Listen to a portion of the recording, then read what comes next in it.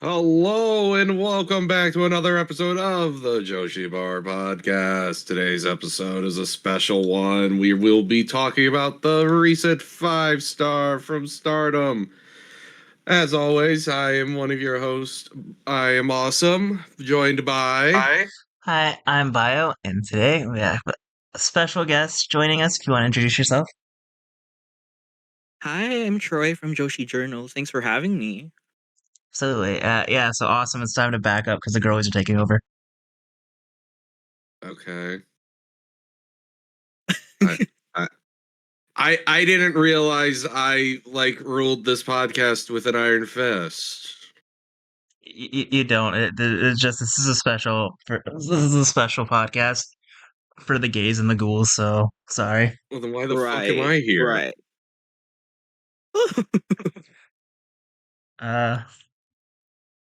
You only brought me. You only let me on this time just due to the introduction, didn't you? Yeah. It was nice having you. Thank you. All right. Well, that was great. I guess I'll see. I guess I'll just go fuck myself, and I'll see everybody next time. No, we're welcoming allies too. We're all right with allies. We can live with that. We're straight allies. It's okay. Yeah, we can work with that. How gracious of you to work with that. Anyway.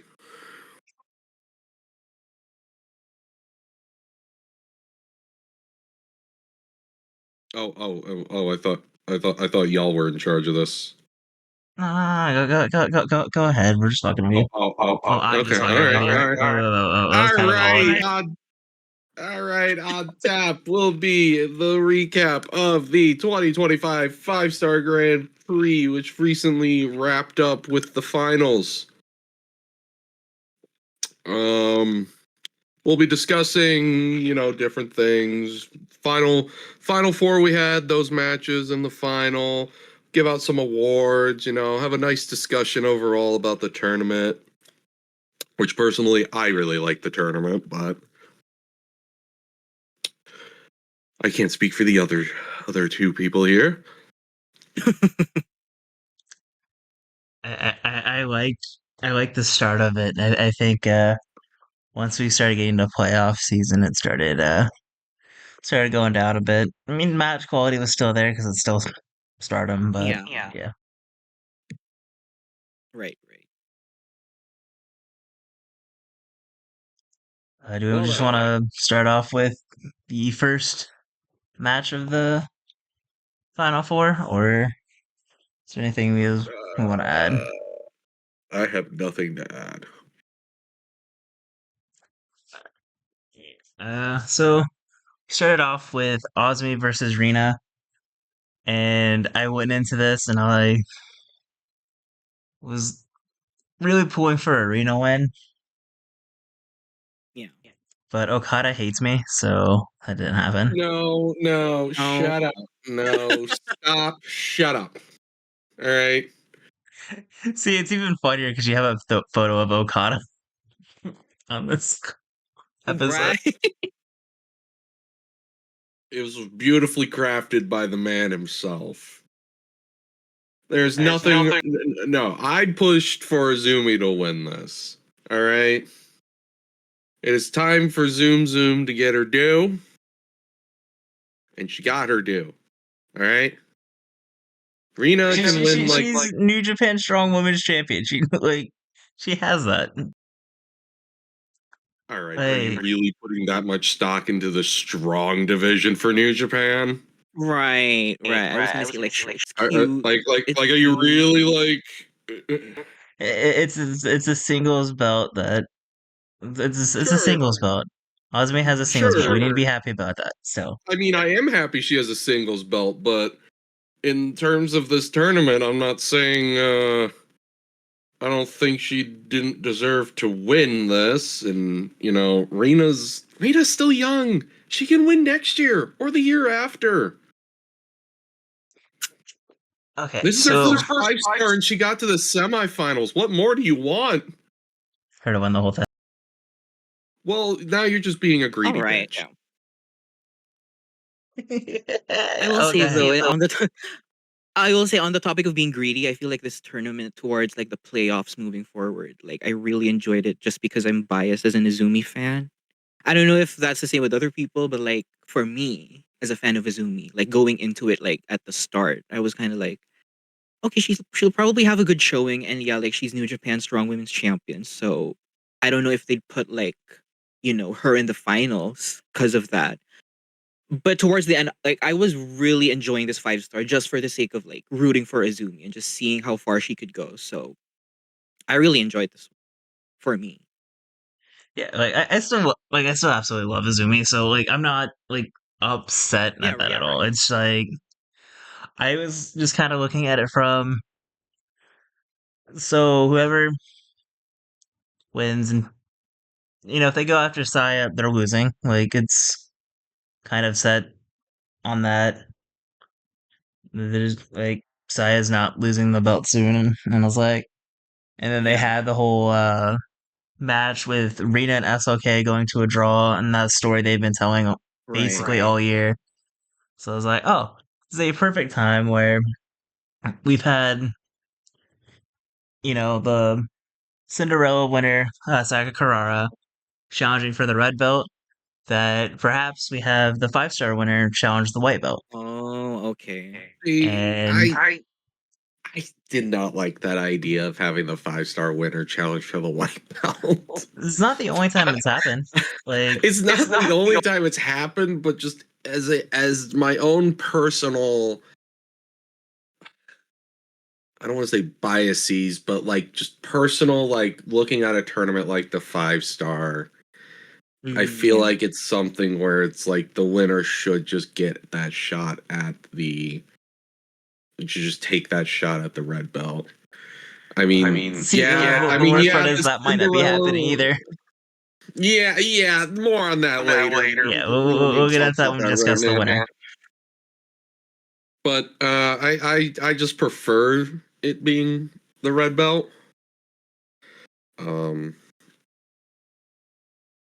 but I mean, the only other belt, in all honesty, the only other belt that I would accept would be is challenging for the IWGP Women's Belt. To be honest, Which, honestly, that might be a possibility too. That the winner is challenging I, for. I think that yeah. I think that they might be going with that. If unless like Momo swerves us and like goes bro, like a few months later, like, oh just kidding, I'm going for Saya. But also it's kind of like how beatable is Saya right now? You know what I mean? Because I feel like well, going into she this tournament, lost I to was like, she lost to a British person. That is okay, true. that's true though, but we can like pretend that never happened, right?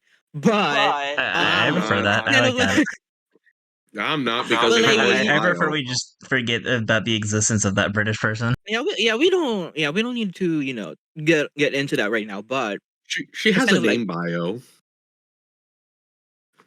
her, yeah. Let's just call her her. Her name is But B like my thing Priestley. is, okay, yeah, fine, be Priestley, yeah. Yep. But my thought process going into the 5 star is kind of like how beatable is Saya right now? That like regardless of who wins this tournament, are they going to be able to beat Saya regardless?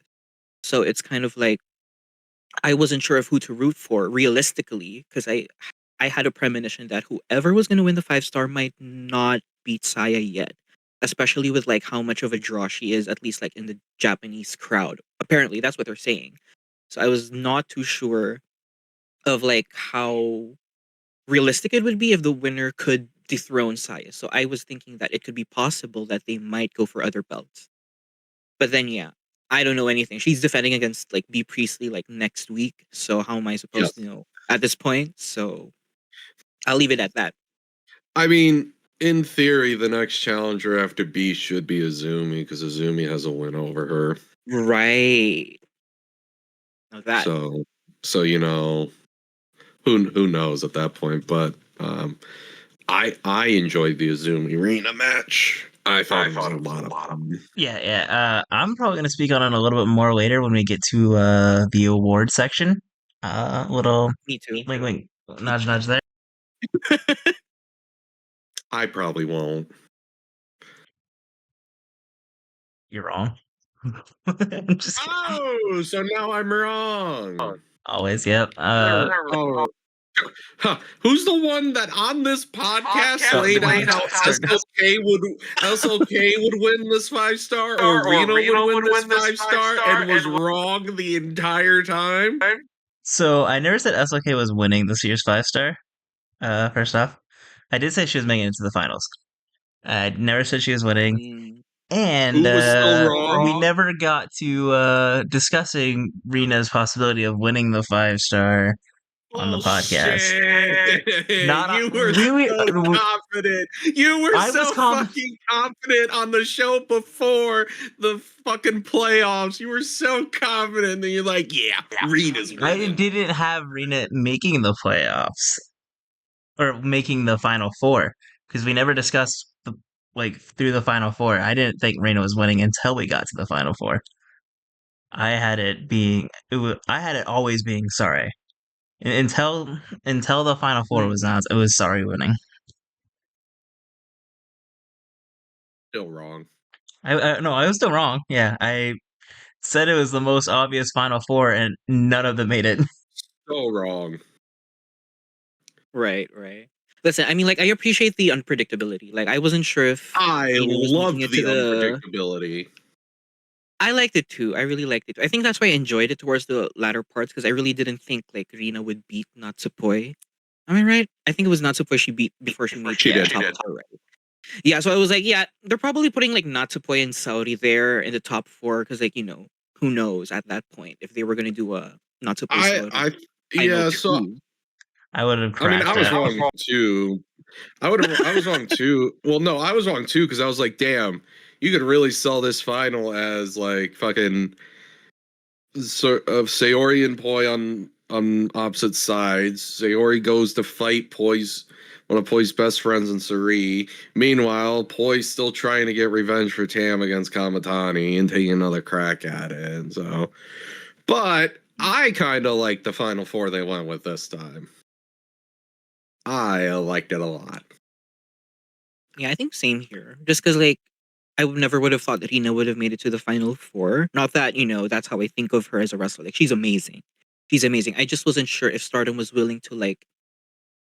I don't know if it's like a risk or like they were willing to make that risk of putting like a first time competitor in a 5-star, make it that far, especially like over Natsupoi, over who was the other girl she beat? Oh yeah, she beat B Priestley too. So like like who knows? But yeah, I fuck with this final four. So I'll get into it later, but I had a little bit of like thinking about this 5-star and how it went. Like this was one of the better 5-stars, I think, because of the fact that Okada is willing to take, those kinds of risks. Yeah.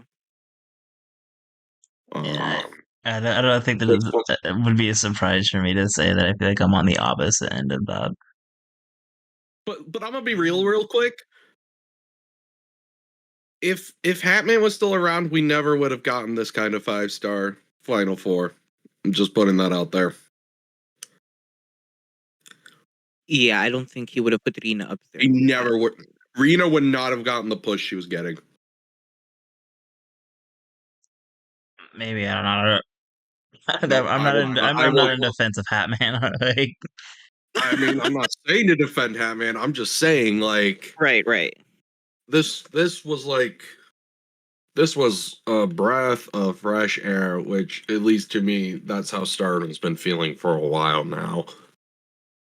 Yeah, especially like with everyone leaving or like on the shelf for injuries. I feel like this was really like their way of like building new stars. Granted that this was a 32 woman tournament, and not everyone was shining. I mean, knock on wood that for this one, never though. happens again. Well, no. I'm okay with it. But like, I personally liked it.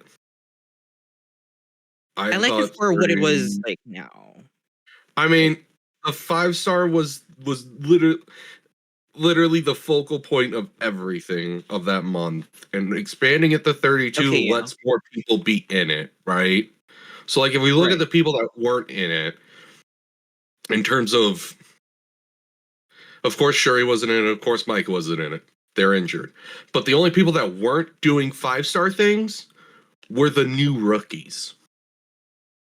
Except Yeah. for Yuria, and right? FWC and In FWC. and Saki Kashima. Again, though, granted, Saki just wanted to take the month off to watch the G1, which is based as fuck.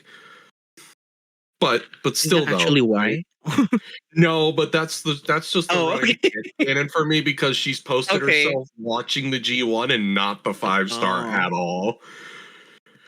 But You know what? Good for her. like also FWC were doing other shit while this was happening. Yeah. So like in terms of like people in Stardom, when you have that big of a tournament, you push everybody in there, and that's your focal point. Because think about it this way, right? Would we really want to be? Would you really want a lot of people not competing for that entire month? Or having to keep putting on random ass tag matches at the house shows on top of the 5-star? Mm, And with how big of a tournament this is and how important of a tournament this is, I want it to be the main point of the entire fucking month, right? And to yeah. do that, you have everybody in it, and you have everybody doing shit besides recently debuting rookies. Okay, I see that point. Yeah, I So think like it's that, better than not. that's why Yeah, I them not doing anything. it's better to have people doing stuff than people not doing stuff. And rookies you can have not doing stuff because they just debuted. And if anything, singles matches don't happen often at house shows as I wish they would. Right. Them with rookies being on ringside doing ring crew stuff, they have a front row seat to watch some amazing singles matches and learn from said singles matches. Yeah, I'm 50-50 on that because I do think that like the house show like tag matches are a great, I think are a great way to kind of keep things. It helps with the flow of the show a little better, in my opinion. That way we can kind Mhm. of, break things up, have more of a breather of sorts, and then I think the other people who aren't necessarily involved, still are doing more on the show, but like, I mean, but I do see where you're coming from on that. Yeah, same. It's just me. Like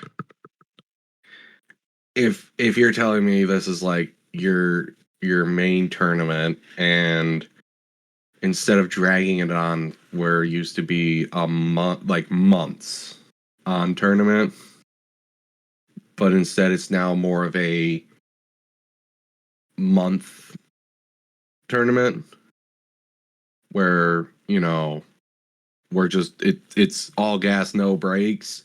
I want everybody in there as much as possible.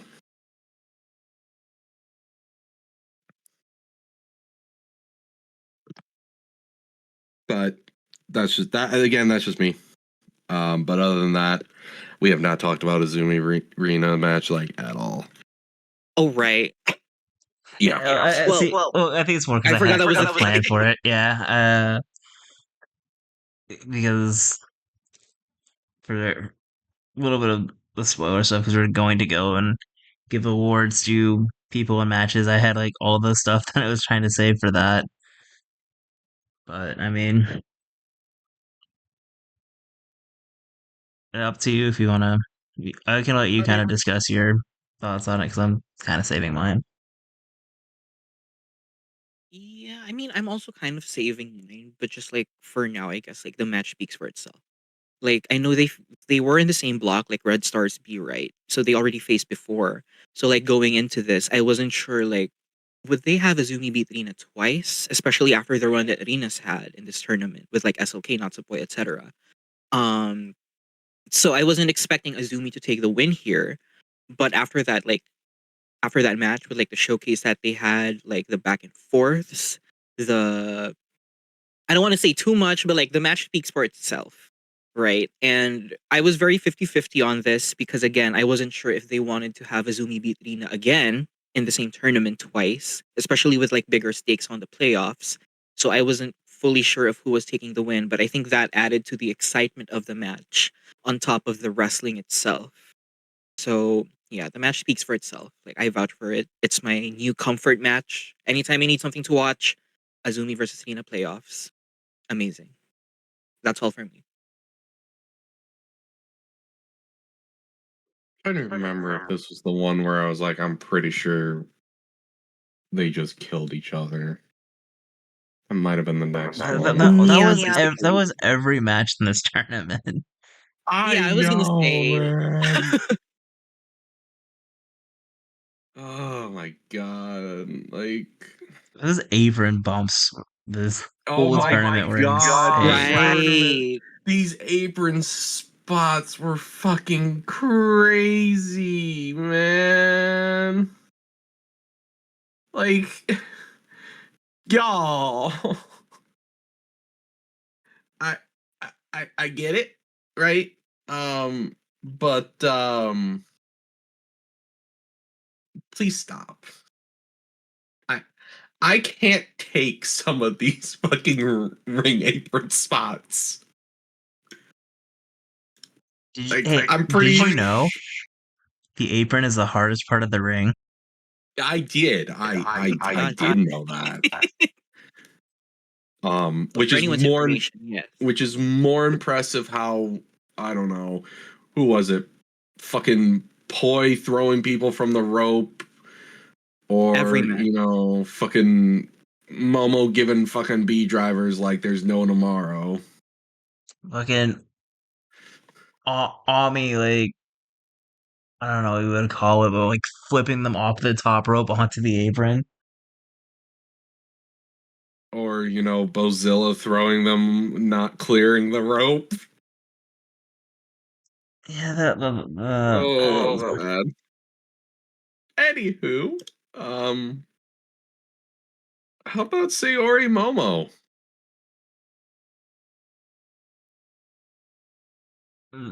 this match happened. Oh my god. Okay, I mean for me, Wow. honestly, honestly for me, it was kind of forgettable. It wasn't bad. It wasn't bad. That's what I'm But I gonna kind of say. forgot about it. You know what? I think it's because they went after Azumi and Rina. Like, how do you follow that? And I know it's like Momo Watanabe and Saoriano. So like, why not, right? But I don't know. For some reason, I kind of forgot about this match until I had to like rewatch it just to make sure what happened. It was good. It was good. But like, following Azumi and Rina and like what they pulled out, it was kind of a really tough act to follow. So yeah, I think it was just a typical match between the two of them, like them pulling out their moves, but like nothing, anything too like edge of my seat. Especially since like Azumi won, so I was like, yeah, it has to be a Momo and Azumi finals, right? Like Azumi and Saori, they have really good chemistry, but like for a 5-star final, you know what I mean? Like it had to be a Momo. So I think I was already going into this match with an expectation of who was gonna win, and I think that took away some of the excitement, as opposed to like Azumi and Rina where I had no idea. So yeah, the match happened, but it wasn't bad by any means, but it just happened. Yeah, that's pretty much where I'm at. Like I love Momo. I thought it was a lot of fun. Momo's great. I mean, watching them both get the look of murder in their eyes will always pop me. But I won't lie, I don't think Azumi Rina was as good as what everybody was praising it. Now wait. Yes. Hold up, hold Per- up. personally, personally, and I'm sorry. Like it was good, but like I don't think it was like, super fucking like amazing, astonishing to be, at least to me. It's okay. We forgive you. I think. No, no, Bio Yeah. doesn't. I can feel it from here. I mean, that's just how I feel about it. And honestly, it might be because of the hype I saw from it because I didn't get to watch it live. Mm. Oh, So you know what? like, Maybe that's I why. I kind of went. I'm pretty sure fucking Bio sent me. It was match of the fucking tournament, Spoilers. and I I have was not just like, spoiled my that. and I'm just like, oh, okay. So like, I kind of went in there like, all right, and like I don't know, I was just watching it, and I just kind of just went, is this match of the tournament though? Listen, you had to experience it live. Like I was sweating. I was running around my room when it was I happening because mean, I I didn't mean, know I who was mean, gonna win. so like full context on this one. I was Okay. dying the last couple days, like the last like week and a half. Okay. So I didn't get to watch it because I had to work the next day. But even Yeah. then, I was still dying. So I didn't get to watch the finals until like 3 days afterwards, Mm, which somehow I didn't get spoiled at all. Mostly because I stayed off of Twitter and Instagram, and I didn't look at like chat or anything.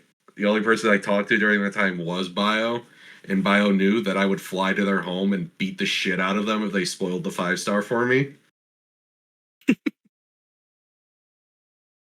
Hey, that's a hate crime.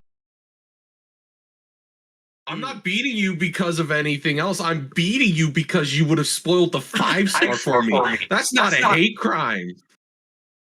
I know the law. Crime. All right.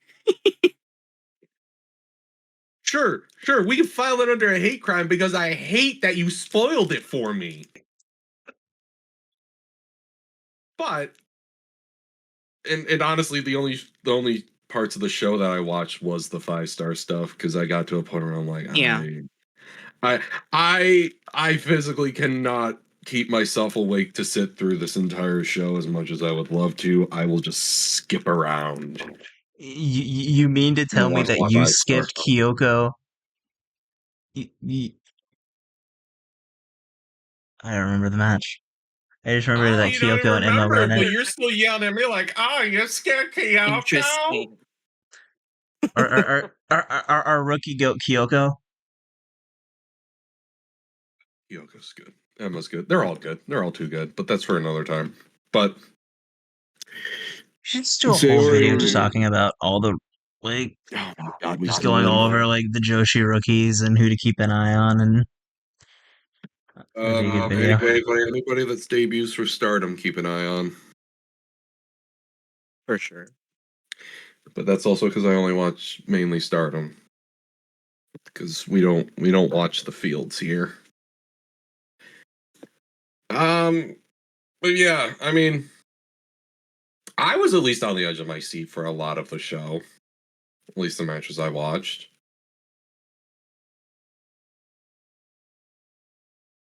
I wish I could remember it through dying.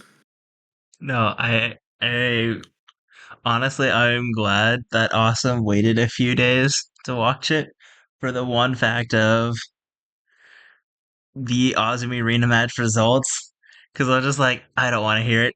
Don't do this. Oh, you're I gonna I knew it hear would be it. coming, and I'm just like, God damn it! Wait, Yes. that's worse than like the actual results themselves. Like themselves, it's like, God damn it! Now I'm gonna get clowned on for being wrong. Yes. But yeah, I mean, I don't remember much from Momo Sayori. I do remember. I do remember. I'm pretty sure Momo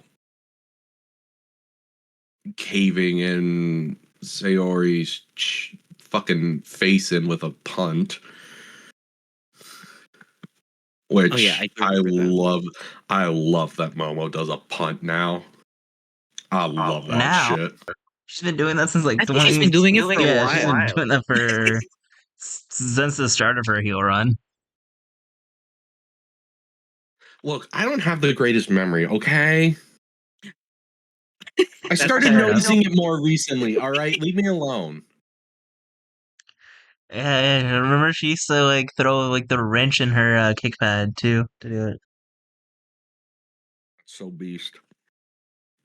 and then she stopped using the wrench when she accidentally uh she accidentally knocked Poi in the head with it, and like it was bad. Of course it was Poi.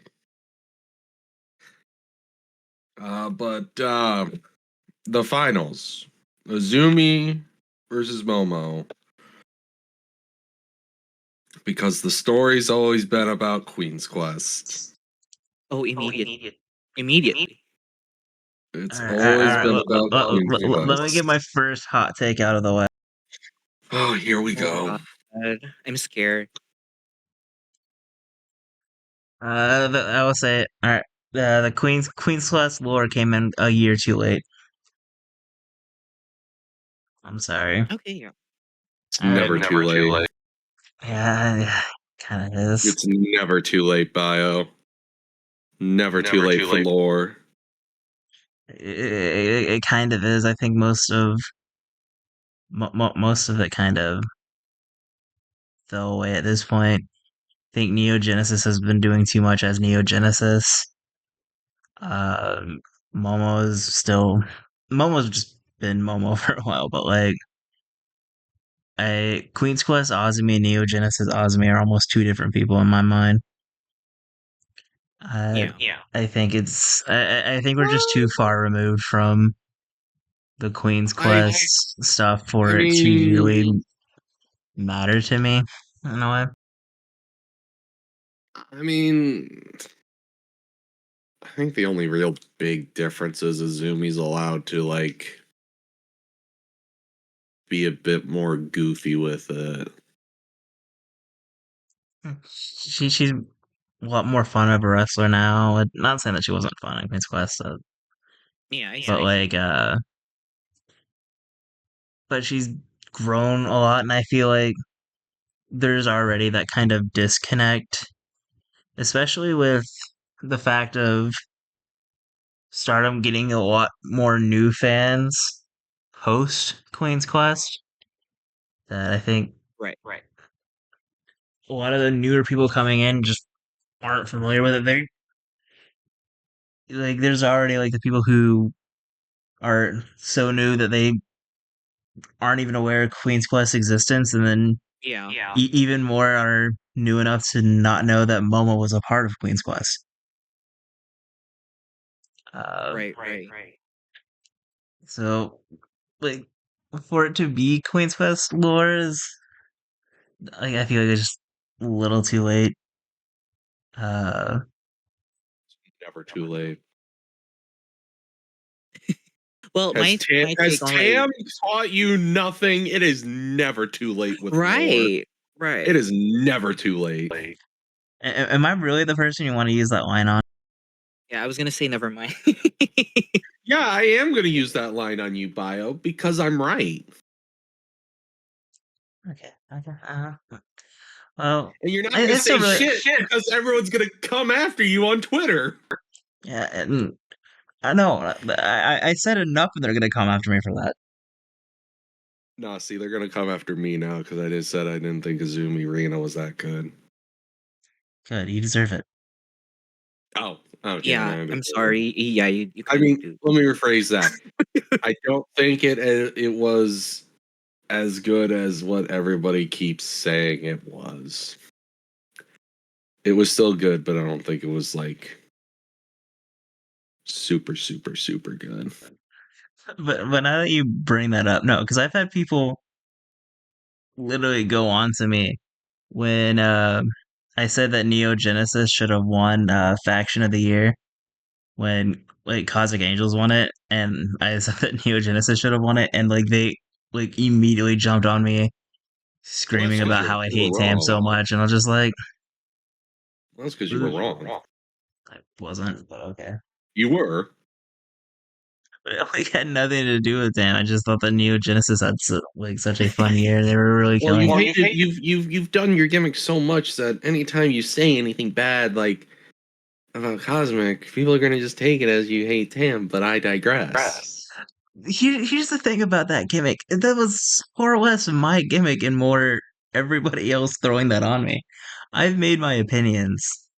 Well, yeah, I'm not the biggest Tam fan, and then everybody else blew that out of proportion, and we're constantly going and clowning on that, which mainly friends would go and clown me about it, and then everybody else would take those comments seriously, and then they'd get mad at me. And yeah, like the only other times would be like me replying to them. But I digress. I still think Momo Azumi was a really fun match. I'll let you guys continue to talk about the match itself before we kind of like go over the result and then our opinions on the result. I think that Momo Azumi was better than Azumi Rina. Mm, Like I argue, Momo sure. Azumi is the match of the tournament because it was really good. I Like taking anything that had to do with like Queen's Quest or anything like that out of the equation. Those two went out there and absolutely murdered it. Like like the constant counters, the chair bowling, Momo no selling chair bowling, the Mm, multiple B drivers, the multiple Azumi stomps, the just everything about that match is everything that I love about Stardom. so I think that's kind of where it fell for me.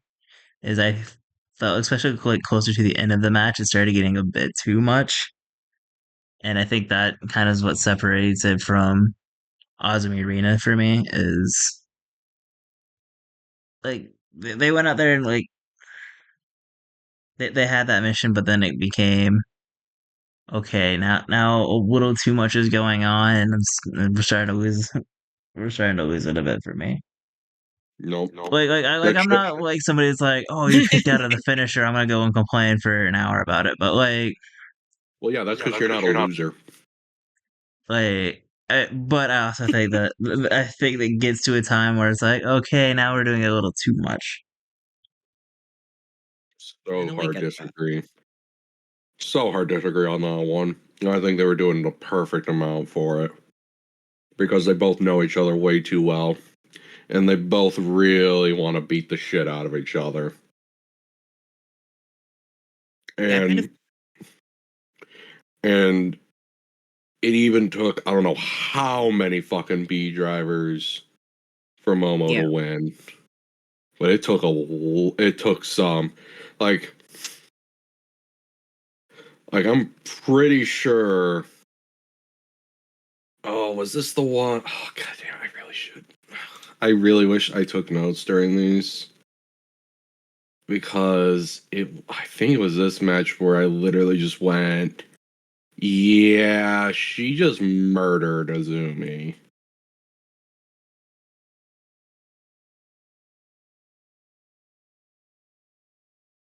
All right, well, Troy, do you have anything else you want to add on this one before we start like going over who Yeah, won I the think five like star and yeah, I think like the there was a spot where Hate was doing all of their stuff right, like trying to distract the ref and everything, and I was like, at the 5 star finals, really? But I know like Oh, that was the story that they were trying to do, right? Like they are overly helping Momo with like these assists, whereas the other Hate members don't get that in their 5 star matches. So I think that's the storyline they're going for. So I did like the part where she was like, "Okay, girls, get out of the ring," right? Like she refused the help, and she was like, "I'll do this on my own," and then Azumi which she kicked did him last out. year. Right. Which I really like. Because I remember she sort of did that last year at like I think it was historic crossover when she faced Mayu, where like they gave her a bat and she was like, "Do I use this bat to win or She do I not?" threw And that then she bat chose out. not She to. said, She threw nah. it. Right. Yeah. She was like, "I want to win this by myself," but at the time she ended up losing. So I think it was a nice callback to that. Um, Well, which it was good also, that she won this time, right? So I fuck with that. also, I think hate only helped out with Momo and Ruaka. I don't remember them getting involved with Tora that No, much, not with Rina, or not with or Saya. No Azusa, one. and not Rina. I think it was just Yeah, Momo and yeah. Well, Ruaka. for Rina's like, hey, y'all fuck off forever.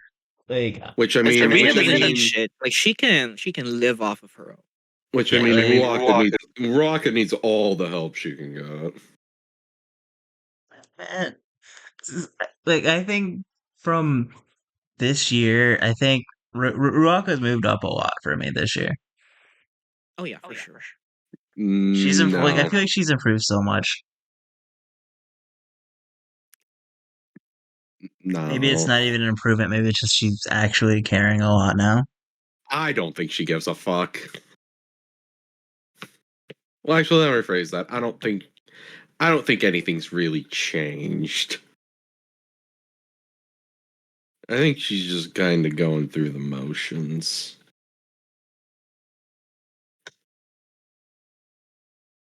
But again, that's my own personal opinion. I've never been the biggest Ruaka fan to begin with. Yeah, no, me neither. But I think like I think they're putting her in like these bigger matches, right? And like she Fucking had the who thing knows with why? Villa, right? But Who I don't fucking know, knows why? like okay, like I think there's been some improvement. Like before, when I would find out that it's a Ruaka match, I'd be like, okay, let me go.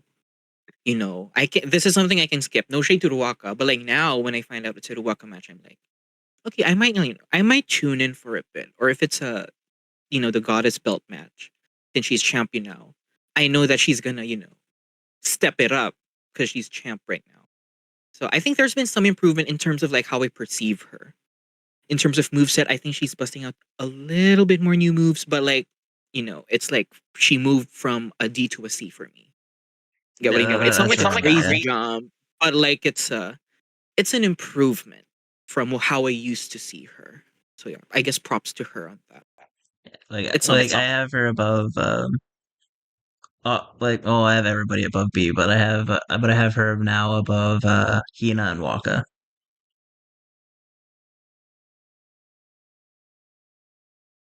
They're all at the same level for me.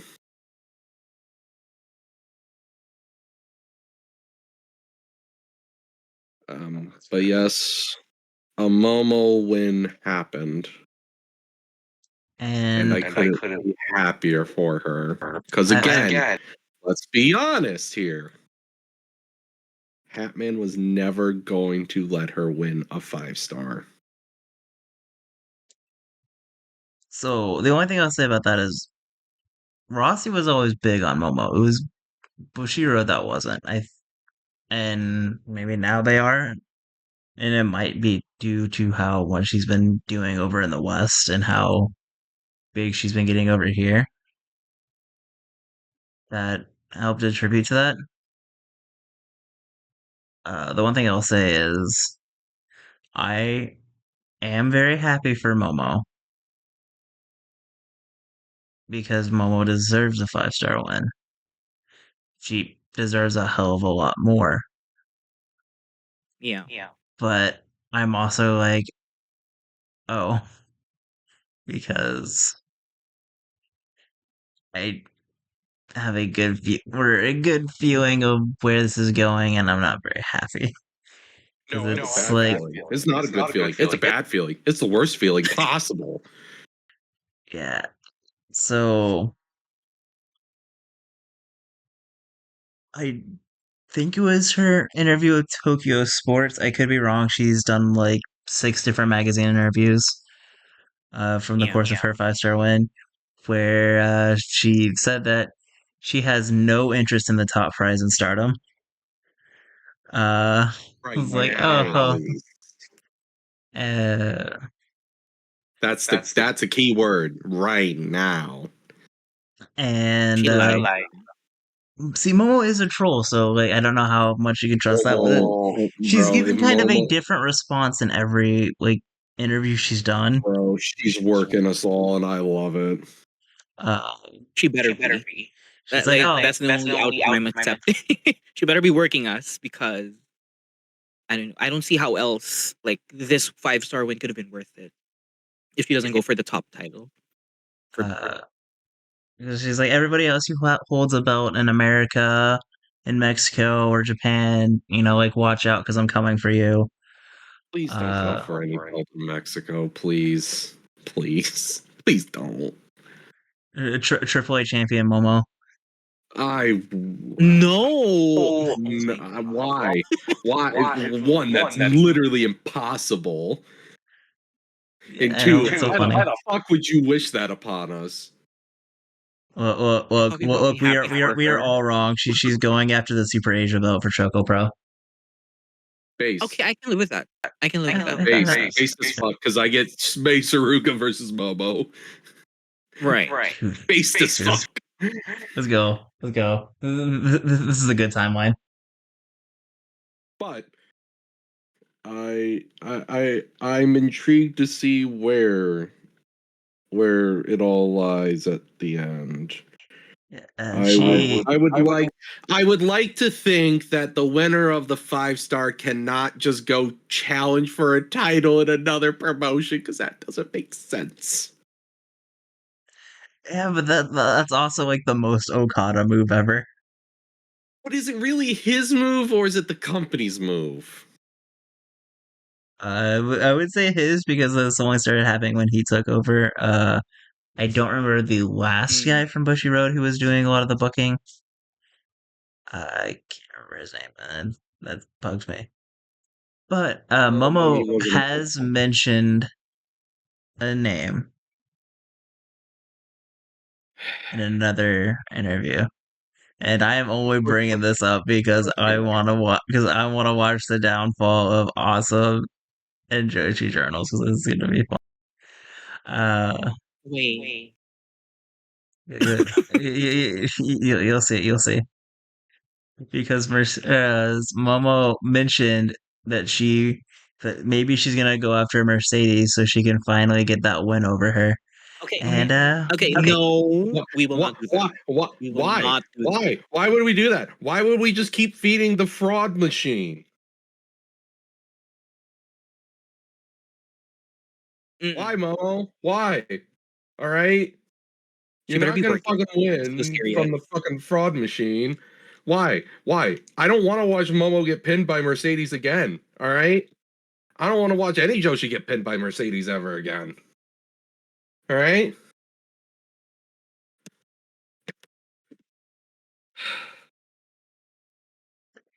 damn, I was expecting a bigger crash out. I'm controlling myself, Bio, because we have a guest.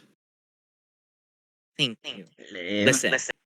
I only look see at this Bio trying to cause trouble. Another day ending in Y, I guess.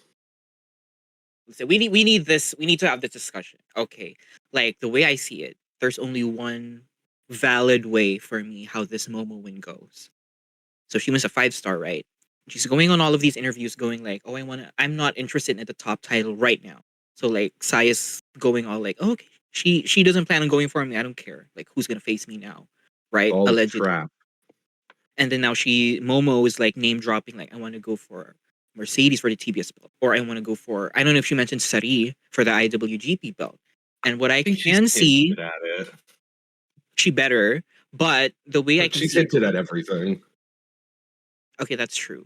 But the only valid Everything response but the I red will belt. see, everything but the red belt. But the way I can see it going is like Hate's gonna push her to challenge for other belts because they don't think she can go for Saya because they feel like Saya is going to beat her. And I know people have been wanting for a Momo face turn or whatever. I'm not really. I can see that, but like I'm not sure where that leaves her in terms of factions. So a little counterpoint to that, But right? okay, You're in the sure. same boat I am, Well, though. not counterpoint, but more of a different thought on it. I don't think Okay. it's more of they don't think she can beat Saya. I think it's Mm, more of they don't want to upset the power that they have with Saya.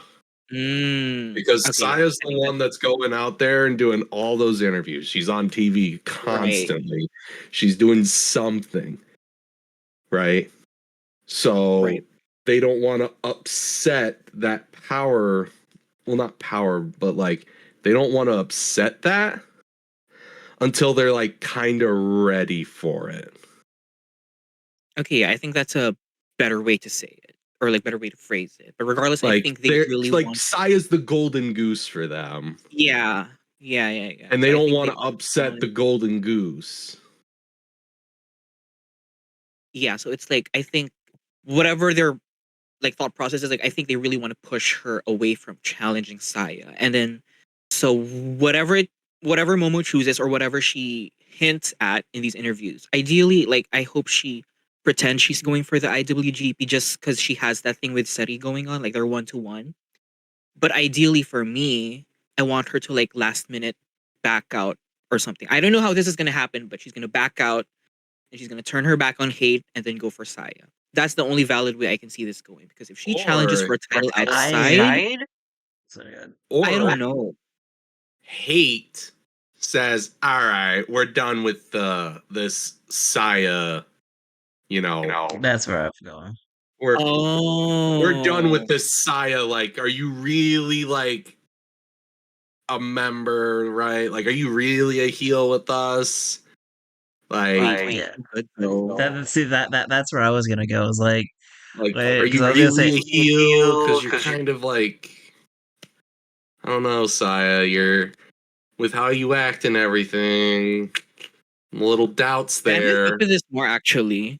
I might like this more Because actually. then it could also be right. Like, Hate isn't taken like as seriously as the bad guys because Saya is so tied to them right now with being Right. the red belt champion that they're like, yeah, we're done with this. Momo, let's get this belt and we're gonna go back to what Hate really was supposed to be. And then yeah, and then Saya is left out in the cold, to which then she now has to maneuver one being kicked out of Hate, two not really having friends,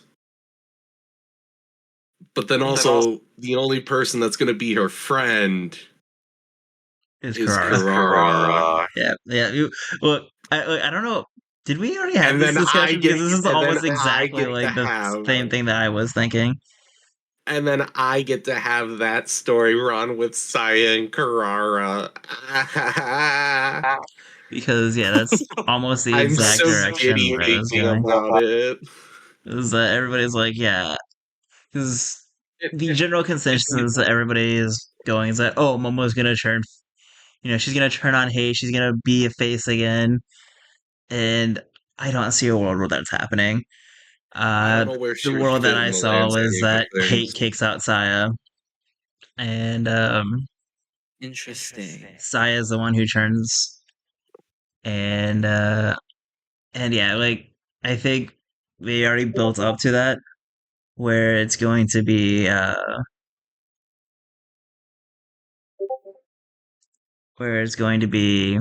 Carrara who ends up saving the day for Saya.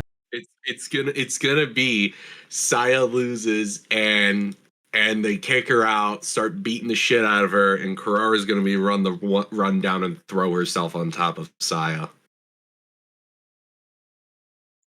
That's how it's gonna go down.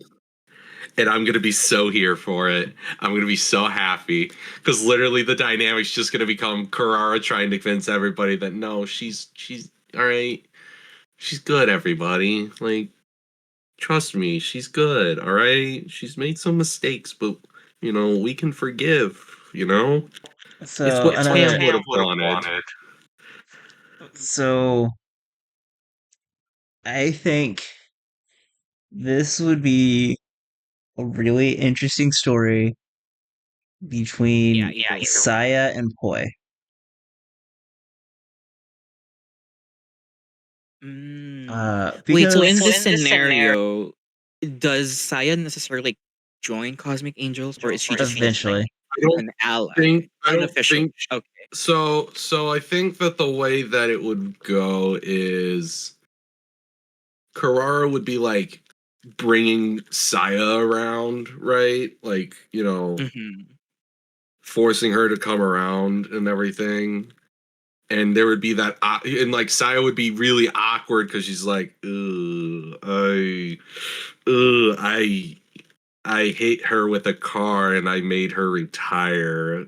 Oh, and it would be like Poi being like, what the fuck? yeah, like like Poi I would just be want like, what the fuck? I angry want Poi. her nowhere near us. What the fuck? Yeah, I Just want looks like angry Carrara Poi. like, are you fucking crazy?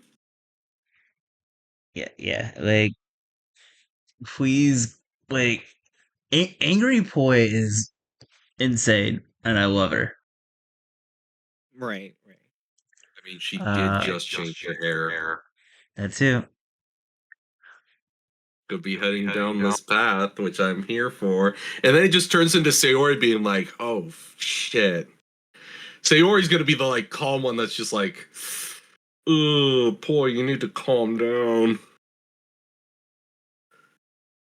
And then poor like Aya's gonna be like, I don't care. Aya's gonna be like, I and was gonna Yuna's be gonna like, be like, Yuna's gonna I be didn't like, join no, she Cosmic has for to. this, and then dips and No, joins God's Eye.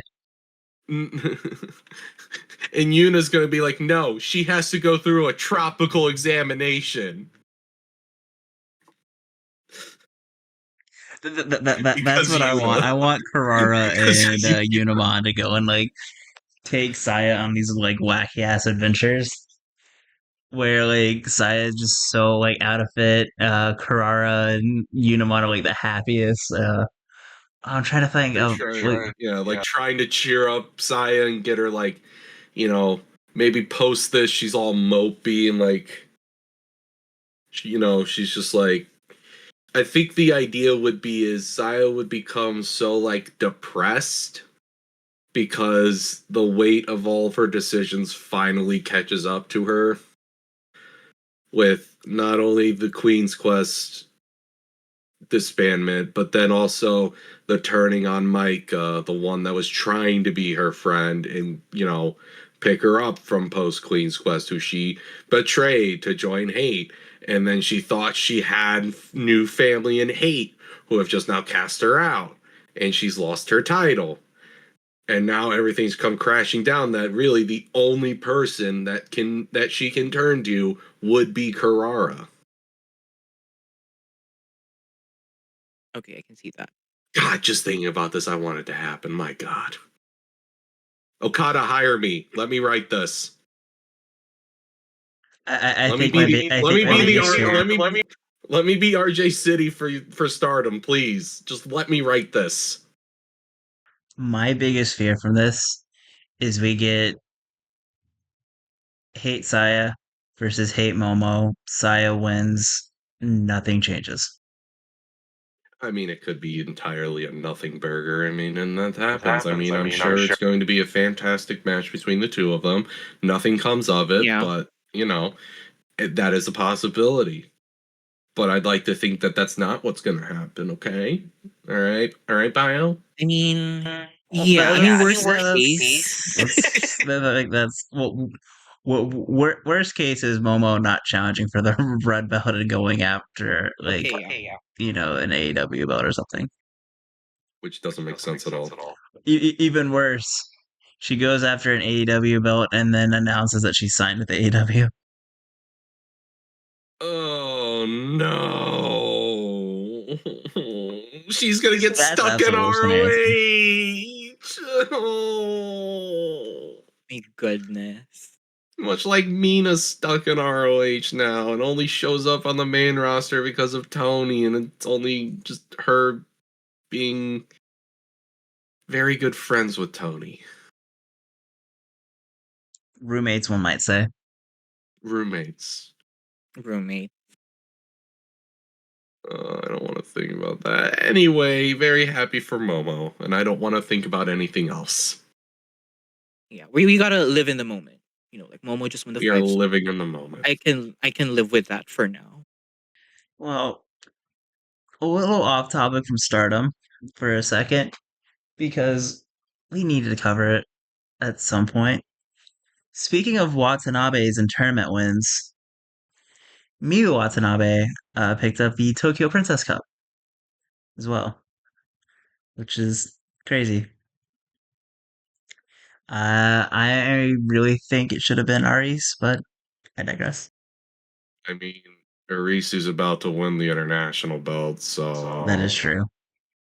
I get. That I is mean, not winning the Princess Cup, but you're going to become international princess. That's pretty good to me. I think, you know. Plus, Miyu Watanabe needs to accumulate that trophy. So, Again, how did she win it? I don't know Teach history. Wait, me too. Has she won already? didn't she win? No, listen, I don't know anything. So like, I'm just I don't asking. know. I don't 'Cause I know. didn't I know. don't know. I don't know Teach history that well. I, I I, rely I on could Bio be for that. like I could be wrong. I could be entirely wrong, thinking of a different one, but I'm pretty sure. Interesting. But yeah, I was also sort of rooting for Arisu here, just because Wait, I no, feel like they were yeah, all never mind. trying to build new stars. But like it's Miyu Watanabe versus Arisu Endo. So like, No. either way would have been a good. No, the Princess Cup is the Okay, first okay. time. Is her first Princess Cup winner. All her other times were last year she got eliminated before the semifinals. Yeah. Eliminated for the semifinals in 2023. She was a finals participant in 2022. Eliminated for the semifinals in 2020. Semifinals participant 2021. Eliminated in the before the semifinals 2019. Wow, they really liked eliminating her before the semifinals. Jesus Christ. Yeah, Okay, so maybe for like maybe for like I a would long say it's time something Miyu else. fan, they needed this. They probably needed this. Well, Yeah, that's fair. she needs to start collecting the hardware. Because just how you know how realistically she should be positioned as the top of the company. Like that's just my opinion. But she needed this in the trophy case because she already has Everything else. Max Heart. She already has a Max Heart tournament win.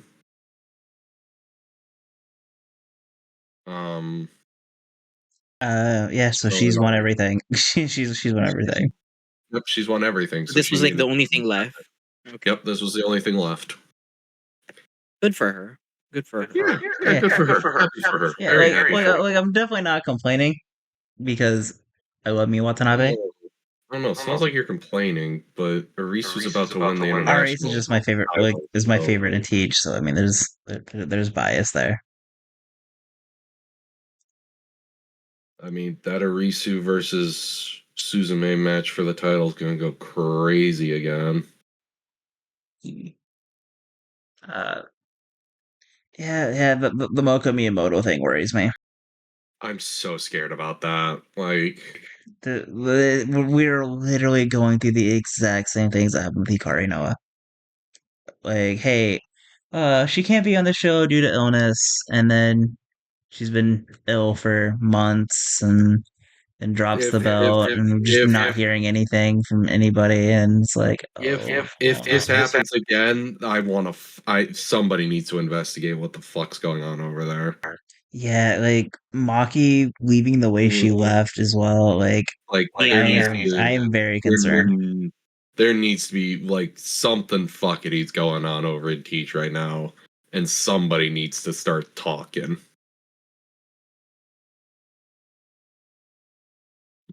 Well, so if somebody's gonna start talking, it's going to be Maki. That's true. Bro, I'm still envisioning Maki getting signed to Stardom because they're just going to Fair. throw the bag at her. So I don't see Stardom at all. I see freelancing for the most part. Freelance in Japan or the US? Both. Both. Yeah, Yeah. but she can do that already if she just gets a shit ton of money with Stardom. But no, like here's the thing, and Austin, you're gonna kill me for saying this. I will probably kill you for saying whatever you're about to say. If there's any Joshi promotion that is going to sign Maki, If you fucking say it's the going to field be Marigold. It's I will going to be Marigold. Really? Oh Yeah, my god. it would be Marigold. I'm gonna kick something. Look, and here's why I say that. The fields can't afford Maki Ito. Yeah, they can't. All the money's going to Mayu. They can. Not I don't know what so. fucking. Rossi's rich as fuck. I don't think you get that. And Marigold has been doing well financially, especially since like the Marvelous crossover stuff has been happening. It's crazy. Yeah. They needed. That's Uh, crazy. They needed another promotion so they could finally start fucking making money. Crazy. Also, and Mayu. Yeah, Mayu has all been the a money huge is going to Mayu.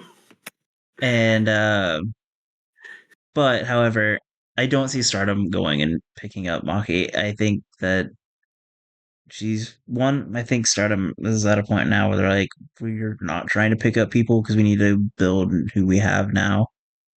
Because they're in that period. And also, I think Maki doesn't really fit Stardom's landscape now that it's there that she fits Marigold's, but Marigold is more likely to be like, hey, Marigold they're gonna want that Western crossover that Maki has, and they're gonna do a lot to get her. I don't. But that being said, I don't think it'd be like something that Maki would necessarily go for, unless they offer her enough. They're just like, yeah, that works for me. But I don't. I really don't think that like she's really like on Stardom's radar. I would But like disagree. she's definitely on Marigold's radar. It more just goes on if they give her a deal that Maki agrees on. But I don't see the Stardom one happening at all. She's 100% on Stardom's radar. I can almost guarantee you that. I don't think so. Okada is such a big fucking wrestling nerd. And he is a huge fan of people and other promotions. She 100% is on his radar. 100%. Yeah, she probably is. But my thing is, I don't know if, again, like they're trying to build new stars. Like, do they want to get more new girls? Not new girls, like in terms of like wrestling ability. Like, do they want to bring in new people when they're trying to establish their already existing roster? Whereas Marigold, I mean, like for me, she could do Marigold even without signing a contract, right? Like she can freelance. Like I feel like a lot of She promoters like can, that. which is So fine, but like, where the fuck does she fit in at Marigold right now? I'm not saying that she fits in, but actually, she probably fit in pretty well with Darkness Revolution. I can't lie. Why? So she can do fuck all? They've been doing a lot lately. Like, I mean, I'm gonna be honest. I'm gonna be honest. I can see her fitting more in Marigold than Stardom, at least right now, with like the vibe of the roster. For me, Like because once Darkness Revolution, they got rid of Megaton. They and Gigaton just disappeared entirely.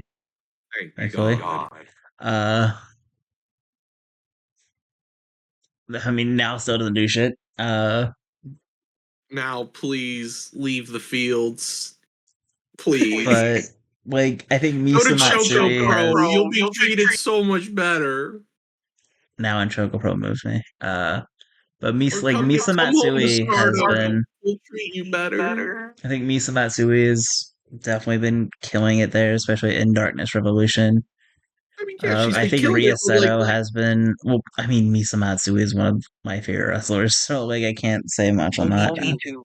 Yeah. I love Misa Matsui. Misa's I put her right next to Mayu when like in terms of like acting ability in wrestling, which is what I enjoy the most. I mean, Uh, I'm not gonna lie. Misa won me over by going and seeing her live. She actually won me over. did you have a negative or indifferent opinion on her beforehand? No. Um, I didn't have a negative opinion, and I didn't have an indifferent opinion. It was more of I liked her, right? But there it was it I couldn't fully throw myself on the bus, which I can't explain why I couldn't. But then after seeing her live while I was over there, I started driving the bus. See, I've been on Because the I Misa had Matsui bus I had since a Actress. lot of well, again, I fucking hell, I never heard of her until she went to the fields. That breaks my heart. But sorry, bio. Ah, One, how the fuck do you watch Actress anymore? they have a streaming service. Yes, another streaming service I have to pay for. Great. Uh, Russian video sites that I won't name here. Again, I already have enough trouble keeping up with fucking Stardom. How the fuck am I supposed to keep up with another promotion? And I only keep up with Tej because I follow so many Tej wrestlers. And I semi pay attention to Tej. But I couldn't tell you the last Tej show I watched. We have gone off the rails. This is your fault. I wasn't expecting to talk about Marigold either, but like I'm here. Oh, we don't. I try not to. Burn the field. Okay. Burn the fields. See, But since we're talking about the fields, Mirai, please come home. I want her out of the fields.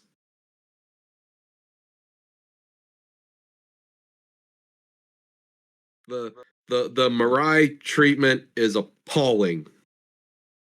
I want her out of the fields. I want her back in Stardom, and I want her giving everybody a fucking lariat again.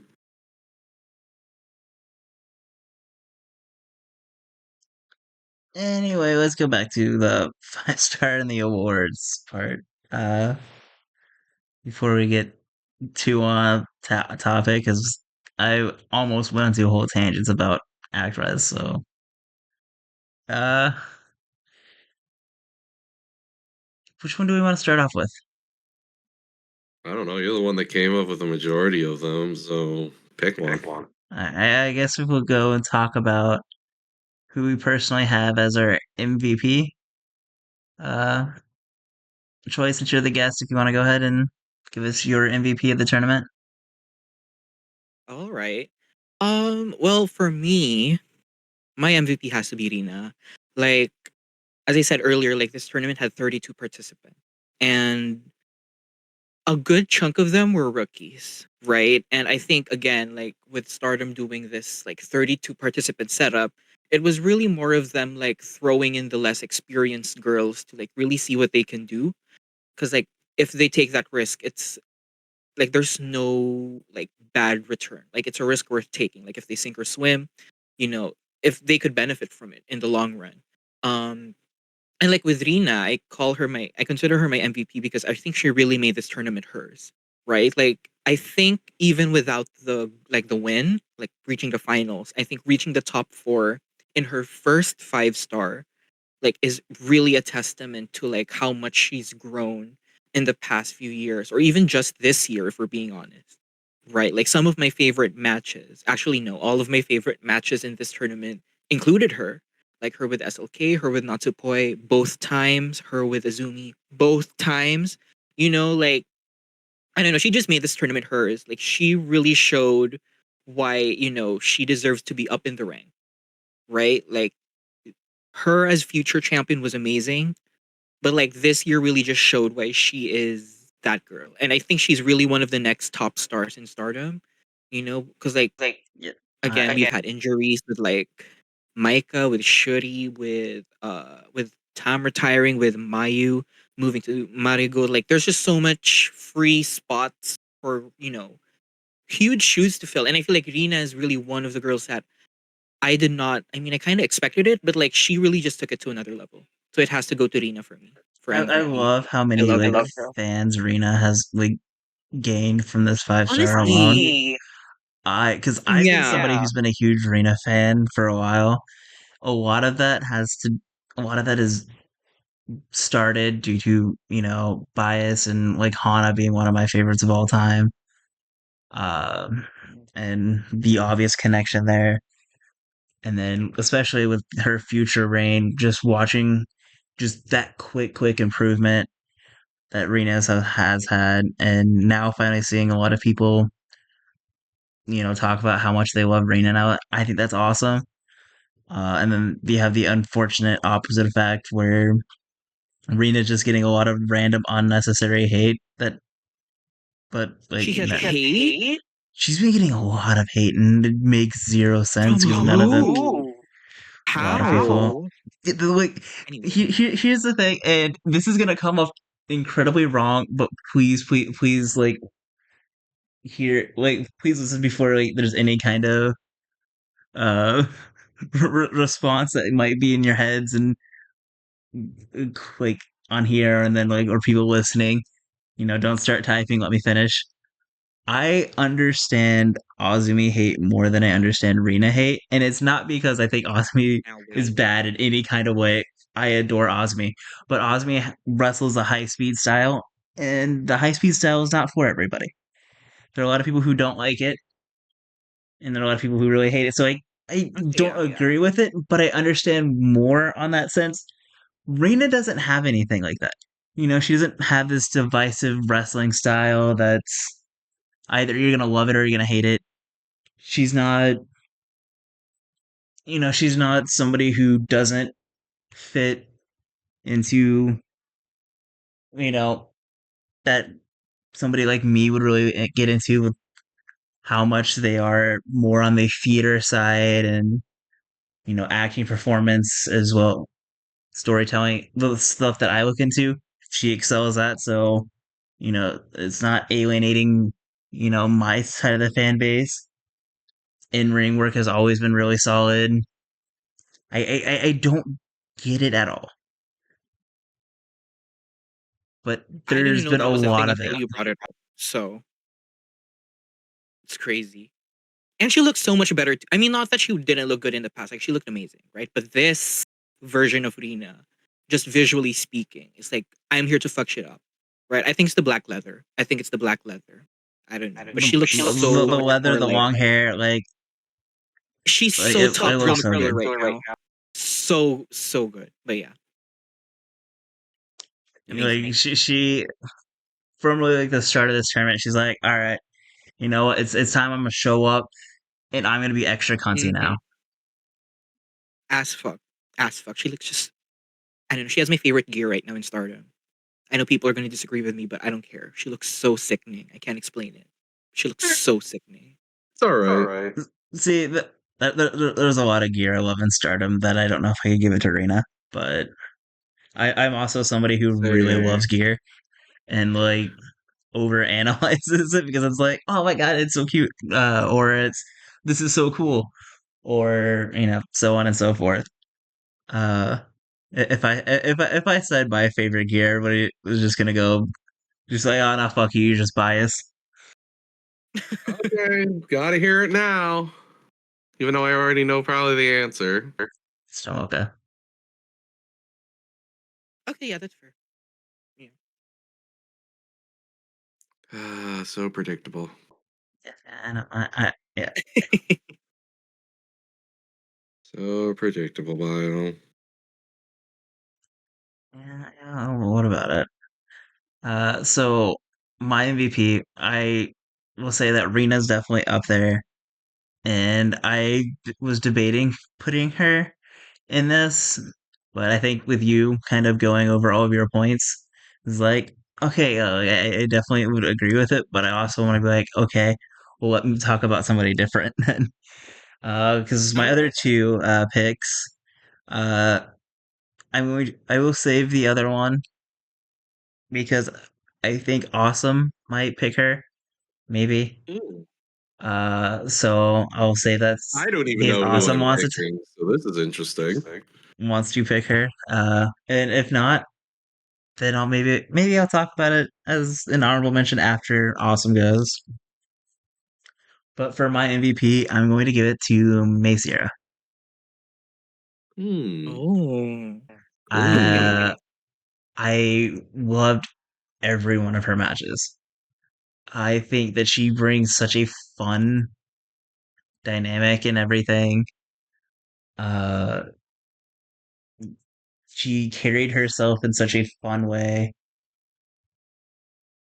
You know, her as high speed champion has been not my favorite thing in Stardom, and that's not her fault at all. That just the dwindling people who can go for the high speed belt, the rule change.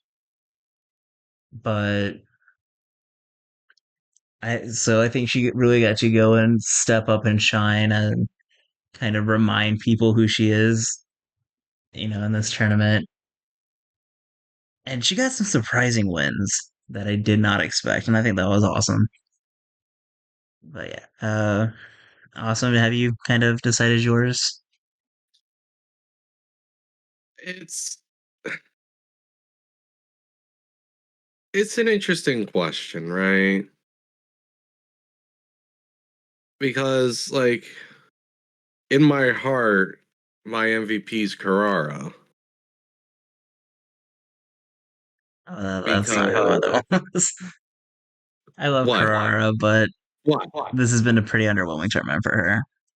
Oh Lord have mercy.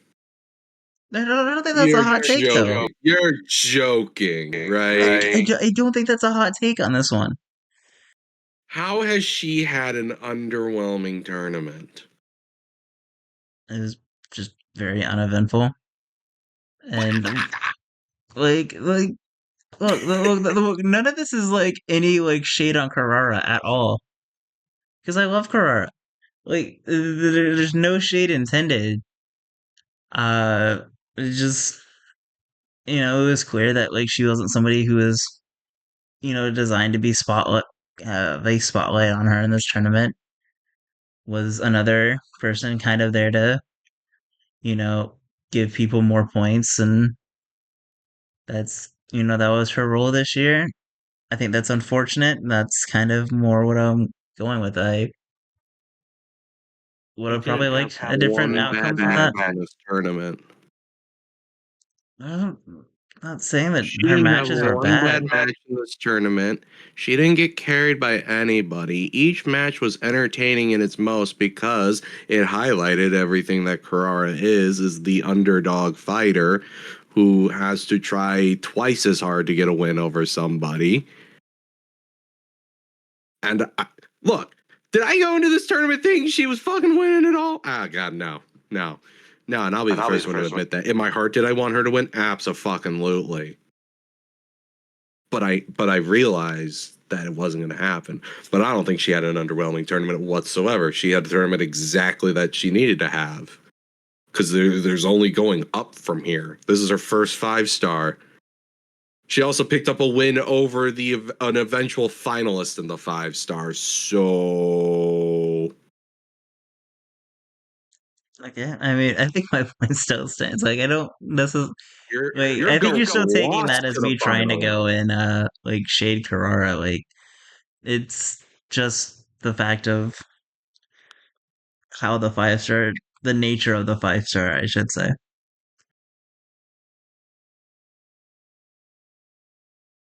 Anywho, in my heart, Carrara is my MVP.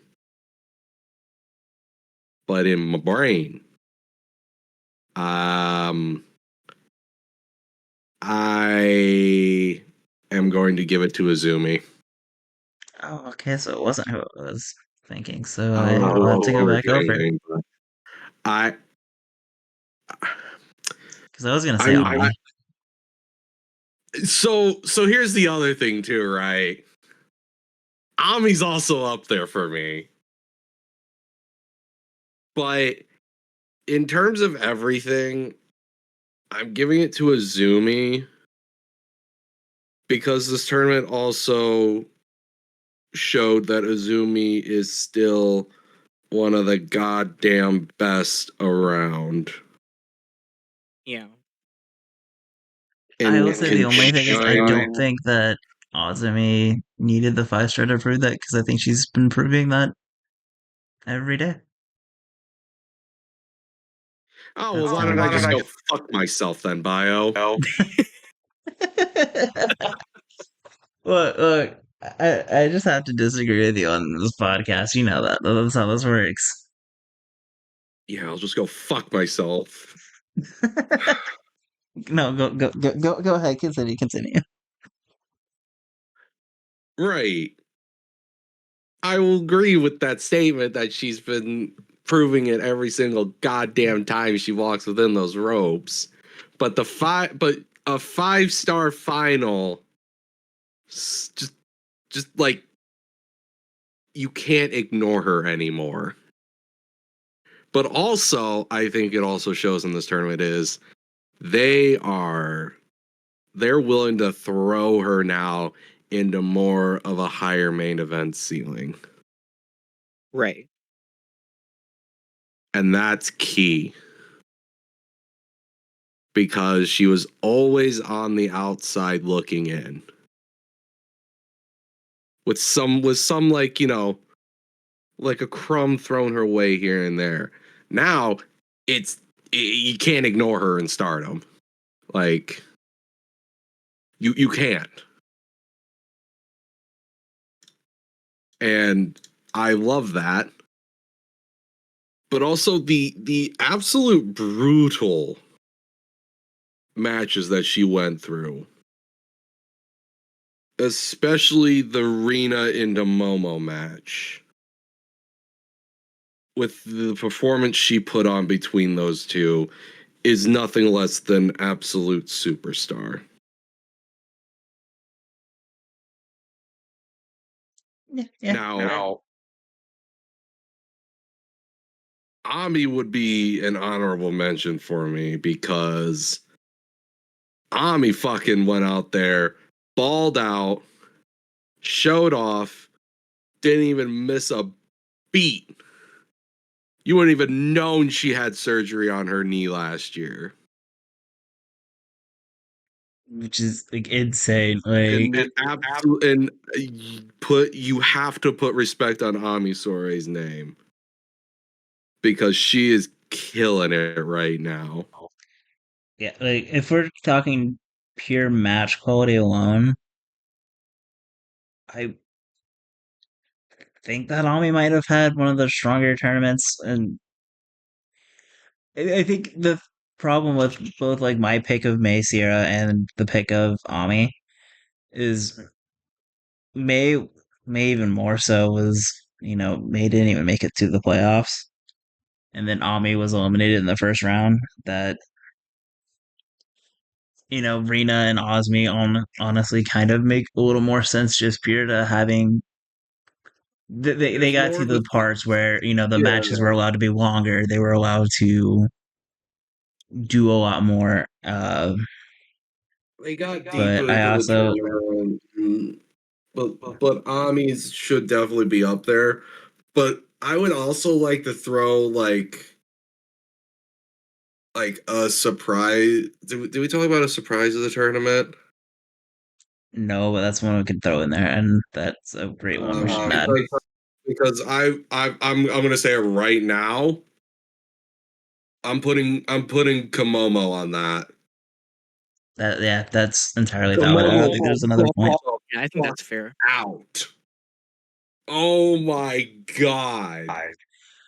I don't think anybody. And you wouldn't have known it either without this tournament, in my opinion.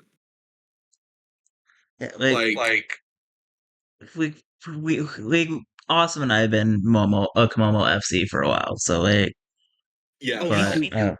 hell Me yeah, too. love that. I love Komomo. but going into this tournament, I did not have high hopes per se, only because of the block she was in Yeah, I was and like, the way oh, that okay. she's kind of always been presented to us. Like, I kind of thought she was probably going to get like ran over a bit, It's kind of, which kind of happened, but I the don't think. difference being she was allowed to show what she can do. And I don't think there's a single person who predicted her going nearly 7 minutes with Sorry. Exactly. She went 7 minutes with Suri and also looked good during it. Like in each one of these matches, she looked amazing. That enough that it's like she needs to be given more opportunity to ball out because she can do it. And I want more for her because she High speed champion Komomo. Fuck it, I've let's been waiting do for that. So it. Like they better. I'm here. I'm here for it. Fuck. Like throw it on her. Let's go. Like this I hope one thing that's taken from this tournament was how good Komomo is when you allow her to actually go out there and have a match with someone. And See, this is that's also surprise good. This is also why I want more singles matches on some cards, right? I'm not saying that all like the house shows have to become singles matches, but like throwing one or two on a card does not hurt anything. Yeah, it's also just kind of a Japan thing in general. Right? And then, like that's just asking me to change a lot of things. But like again, the way that we've only ever seen Komomo are in tags. Actually, that's it. Tags. With the occasional singles match if she's overseas.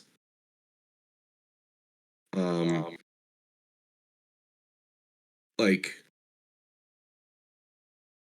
I just I just hope a takeaway from this tournament was that Komomo is very good, and honestly, she deserves her flowers in the near future only because we don't know how long she can continue. It's very True. unfortunate. Extremely unfortunate. And if nobody's aware, Momokogo has Graves' disease. Which I don't know exactly um exactly what it does. But all I know is almost every day she is in tremendous pain.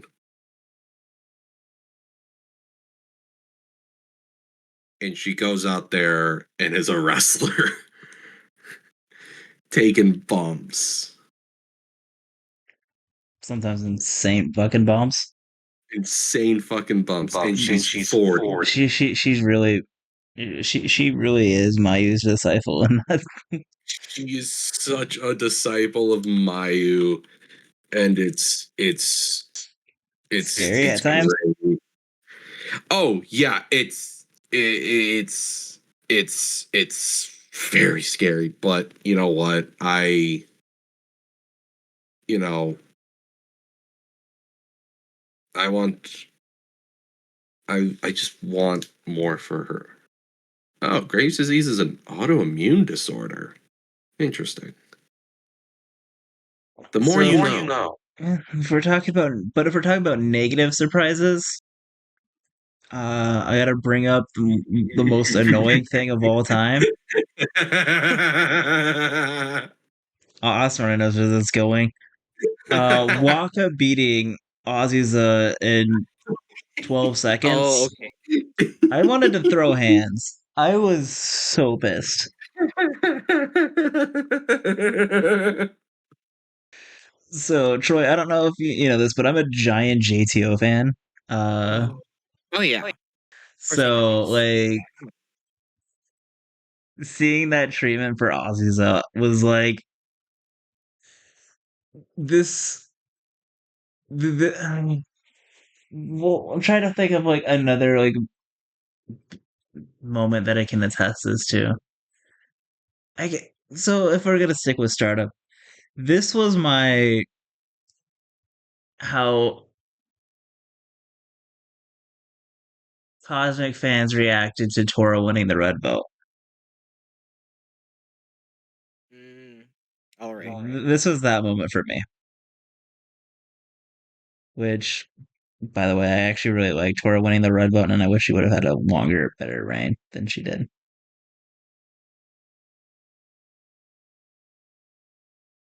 Uh, the next one that I had up on there after MVP of the tournament would be uh Well, yeah, that was match of the more of a tournament. Yeah, moment. That was more of a moment. I would.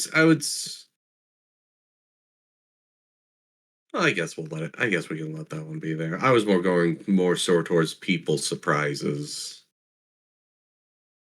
but I guess we can accept a match as as surprise. yeah. I was bringing in a negative surprise just 'cause I wanted to talk about that. I guess we can have negative surprises. Negatives in this tournament. Fucking Hina, man. Yeah, yeah. We got like Rena kill like we have Rena killing it, and then Hina existing. I would like to point out that Hina got wins over Momo, Watanabe, and Konami. Right. Konami. Uh, Let that sink in.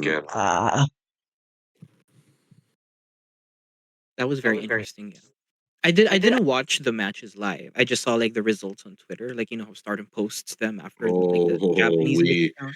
I was we really I was like, really? Because you know how like whoever's name pops up first in Japanese, they're the ones who win the match. I was like, wait. And like it was like the match graphic with Konami, the Mhm. match graphic with Momo. I was like, am I reading this right? Like I Oh was yeah, very no, surprised. you were in fact Yeah, reading apparently it I was correct. reading it very You correctly. were reading it in fact correctly. yeah, I Yeah, yeah. immediately as the show went on, I put Konami and Momo lost to who?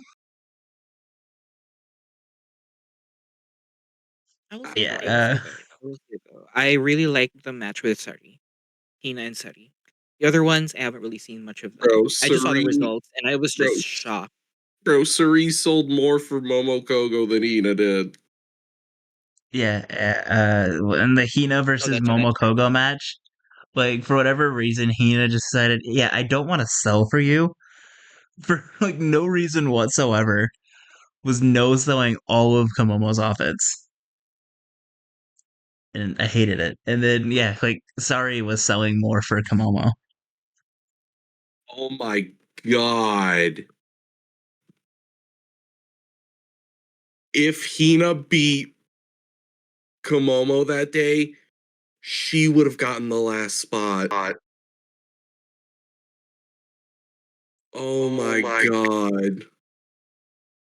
Wait, over who? I don't remember at the Over point. Momo. Over Momo Watanabe. She would have gotten the last spot out of B block. Because she would have been at 8 points. Momo was at 8 points, but Hina beat her. So she gets in over the tiebreaker. If Hina would have won, do you know what that would have meant though? Oh my god. So if Momo wasn't in this tournament because of Hina, Sorry would 100% be the winner of the 5 star. That's Because definitely remember, Sorry only lost because of all the hate involvement. Oh my god. Oh, I will also say this. They did make the last days of the 5 star very interesting and very nerve-wracking. See, but I also on the word where it was Which I hated like 90% that, of but the at the same decisions. time, which I like that, but at the same time, I hated it. I hated it You because just hated it because Waka beat Azusa in 35 seconds, all right? okay, there's way more to that. But like everybody who was like, this makes the most sense. This is the best direction to go in. All got shafted. You just don't understand Taro Okada, all right? I don't understand him. I do, okay? I understand the man. I I have quite a bit of reservations about Okada's booking. I can't lie. I mean, A he's lot of very times it just doesn't make I sense. have no idea either. I I am Taro Okada's greatest soldier. You're just his greatest soldier because he just puts over the ones you like the most. And Point proven. I'm at least willing. I'm at least willing to admit when I'm the I'm at one least. I'm the one that's always had to explain shit to make it make sense to everybody. Do you remember after fucking Saya fucking turned heel that I had to explain to everybody that was freaking out? We both did because we both at least said that made semi Yeah, but sense. I'm drunk. Yeah. So, like, here's the thing: you hated it at first until I explained it, and then you're like, yeah, that makes sense, and then you went on and continued to explain it along with me. Uh, Hated at I first. almost I hated the fact that Micah lost. see. But in the long term of everything, it made sense to me and I was It makes okay with it.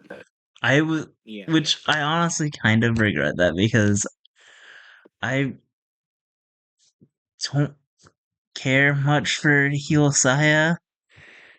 I liked it at first, and the longer it went on, the more I'm just like, this doesn't work for me at all, and that kind of bums me out. Because I really like face Saya. Like Saya is such a good face that, and I get that's also part of the character, but like it's also not, or it's inconsistent at best. Where it's like, okay, is it she's trying too hard to be a heel as the actual Saya Kamatane, or is it the character? Because there are times where you can kind of see it, but then a lot of times it just feels like it's not something she's necessarily comfortable in. And that's another reason why I think that like Saya would be turning back. I think from a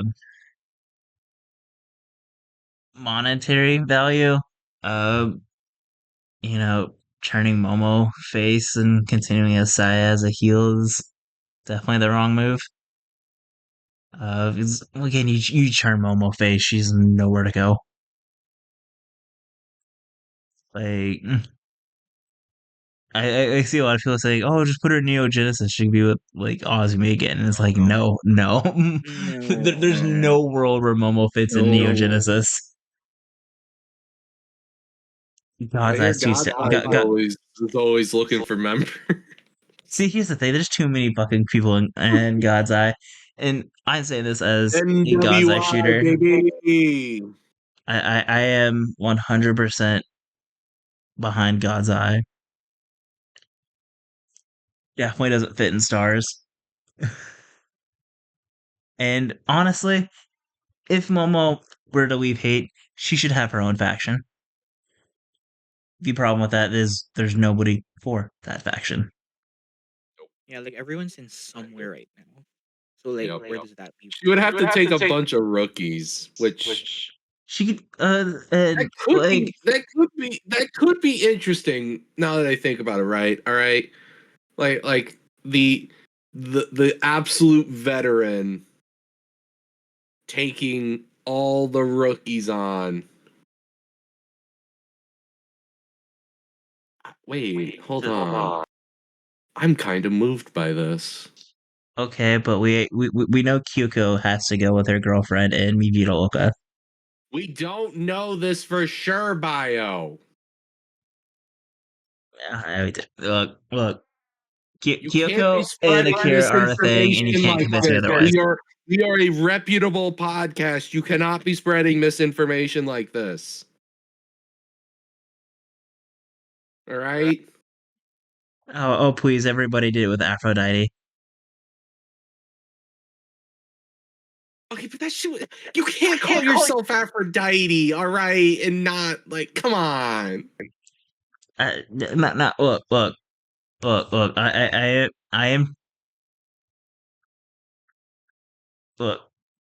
If you see all the photos that Kikyo and Akira post together, that's all I'm saying. Any horror, back on track.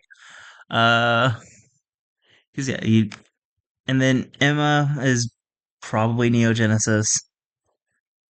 She looks up to Azumi too much, and I think that dynamic, I couldn't see her joining Momo at all. And is very either stars or cosmic coded. I love Anne. I miss Anne so much. Please, please come back soon, Anne. Maybe you can put Matoy with Momo.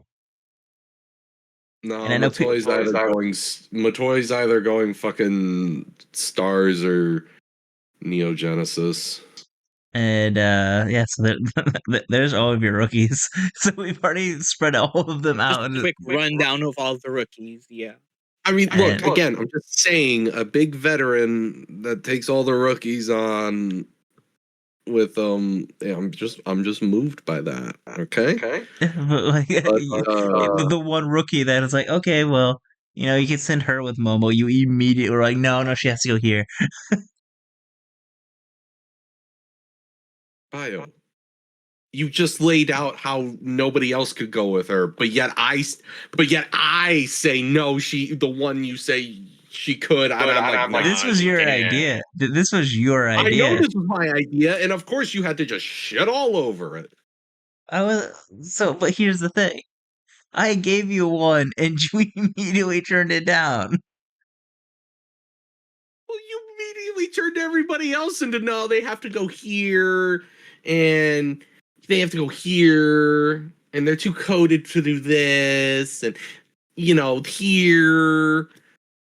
Well, yeah, But you can't. Yet I'm the bad guy for the one you say maybe could hang out with Momo. But I'm like, no, she's too this or this. Yet I'm the bad guy here. I'm the worst one here. Yeah. Because you gotta let me have my gay coded tag team, okay? That's all I asked for. Okay, but yeah. Anyway, back on track. Yeah. Match of the Troy, tournament. well, we didn't ask Troy if they had a surprise. Oh, Did oh you my God. Right? Oh my God! Yeah, sorry. I completely thought we did that already. I can't believe I'm you very sorry. I'm disregarded very that sorry. bio. Listen, she was yapping. Okay, and that's Yeah, I'm very sorry for my co-host Right? just disregarding your existence existence on on the the I am podcast so right now. sorry. Please forgive. surprise of the tournament. Um. Okay, I can do like wrestler and moment. I'm gonna do moment Sure. first because I think it's more off the top of the head. I think just Azumi beating Saya. Listen, I was so ready for Azumi to be eliminated, and I was like, you know what? She's had her moment. She made the playoffs. I don't care anymore. Like this was a fun tournament for her, and like low key, I was hoping that she would go over Saya, which eventually did happen, right? But I was not expecting anything. I was not expecting her to move forward. I was not expecting her to take the win or put on the match that they had, which was amazing. I really liked that. But I feel like just from a personal standpoint, like as a really biased Azumi fan, like knowing like Saya being the reason why they broke up as a Queen's Quest before, and like Azumi just, I feel like Azumi just moved on too quickly, or like the storyline felt like she moved on too quickly, considering that she's been in the faction for like how God knows how long, right? I think I would say that was my surprise because I didn't know that she was gonna face Saya and that she would eventually beat her. But as for wrestler, honestly, Lady C, listen, she didn't have the best matches, but Hooray for I'm sur- communism! I am surprised by the mere fact that she picked up wins. Okay, like there was a point in the tournament when she and Waka were battling out for like I think whoever got the second least amount of points of their block, I think. Someone correct me on that, but just the mere fact that she took Um, some wins. I was ready for her to like whoever the other people in the Also, block would farm she, wins from. I know so she Yeah, like also pick up wins from. Right? So I was like, okay. Okay, so this funny thing moves me a about bit. that. The funny thing about that, both Yuna, Lady C, and Waka all tied on points. Oh, all of them. Oh. All of them tied on points. They all ended with 4 points. You know what? Just make it all of them. Like just surprised But that they but got to do but Lady beat Yuna, Yuna beat Waka, and Waka beat neither one of Azuma. them. So she was the bottom. Zeus. So She's just like me for real, for real. so so I'm here trying to explain a point, and Bio just has to go and make it all fucking. Anyway, Waka actually got last place in the block. That's what I was going for.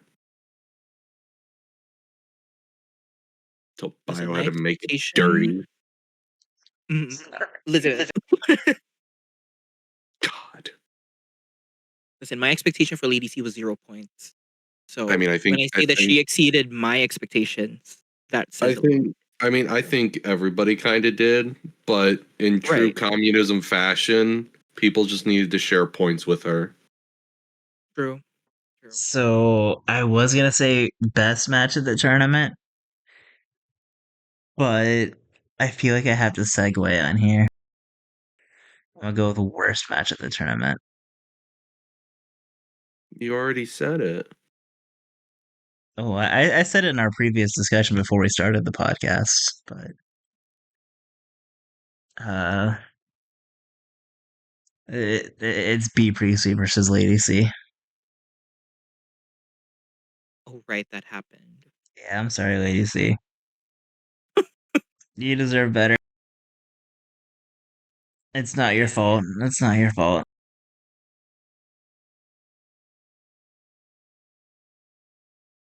But yeah, that match was incredibly boring and slow and bad and everything that I enjoyed about that one. Yeah, that's fair. Yeah, I mean, I guess you can also throw in Ozzy's Waka if you want to count that, but it's such a short match. I feel that's kind of a cop out. Now that I think about it, I think my surprise moment was Konami putting Suri to sleep. Yeah, That that's was definitely up that there. was insane. I just wanted to rant about. I just wanted to rant about the Waka Azusa moment that I kind of. Worst match of the tournament. Hmm. Listen, I don't have a specific one. All I put here is anything that was below 5 minutes. And here's why. This is the 5-star Grand Prix, okay? This is the premier tournament in pro wrestling, regardless of promotion, regardless of continent, regardless of like male, female, whatever. Like for me, this is the top, supposedly, the top tournament in pro wrestling, right?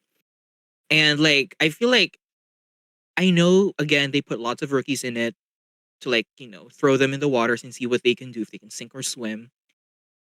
But you gotta at least like live up to the name, right? The 5-star Grand Prix. You gotta work up to the fact that the match has to like be equally as competitive, and that you should be watching it with the expectation that they're gonna put on an instant classic, or at least just like a little above decent, right? And I feel like there has been a lot of matches in this tournament that have just been really filler, really filler. Um, and like even less than a minute going in, some matches were below a minute. And I feel like that just really disappointed me as a fan, because like, I was looking forward to a high stakes tournament, right? Even before they announced the lineup, it's the 5-star Grand Prix. So you have expectations that the matches are going to be really good. And some of them were really, really good. But there's also that chunk of it that was like, mm, fell short, literally short in terms of time, in terms of performance. And, that's not what the 5 star is about. So anything that was below 5 minutes, not for me. Not for me. Not those quick wins, not those slow paced matches where, no, no. Like I literally filtered out. Like when I was making my match guide with like the spreadsheet of which matches I wanted to watch, I really like selected which ones I would really pay close attention to. But there were also noticeably more matches that I didn't want to see because I felt like they would not go the distance. And I was right. So yeah, I don't know. We got to live up to the 5-star name. It's called 5 stars for a reason. Yeah, You know what I mean? so I will agree with that. And now that you kind of bring up your spreadsheet, I will who would say that because I didn't have disappointing. When I have disappointing on here, I have just like a single individual. Was the most disappointing match for you, Poi Azumi? Oh my god, yes. And you know what? If we're talking about most disappointing like match and not wrestler, yes, I was really looking forward to that in terms of like what they can do, because it's been a while since they've, tangled up at least singles, if they have in the past. Or like, anything that involves the two of them. Um I don't know, like I would have expected more from two girls who were supposed to be like at the top or like the semi top of the ranks. So what was that? What was that? Hello. My goodness. But Yeah, yeah, for what it was pretty good. For a 2-minute match, it was good. But I'm not happy. because yeah, that was definitely one that I was really looking forward to. Hmm. I was so excited for that match, and then like get your entrances. I'm all hyped up, and I was like, oh, that's over. Oh, okay. Damn. Well, these things happen in tournaments, unfortunately. Yeah, but like when it's like the match is like, yeah, this is the best match of the night, or going to be the best match of the night, the one I'm most excited about. That's when I'm like, Mm, decisions were made. I, I don't know, man. decisions were made and they were the wrong ones. Okay, like I would agree that was probably a bad decision. I would agree that that match being that was a bad decision. I would agree with that.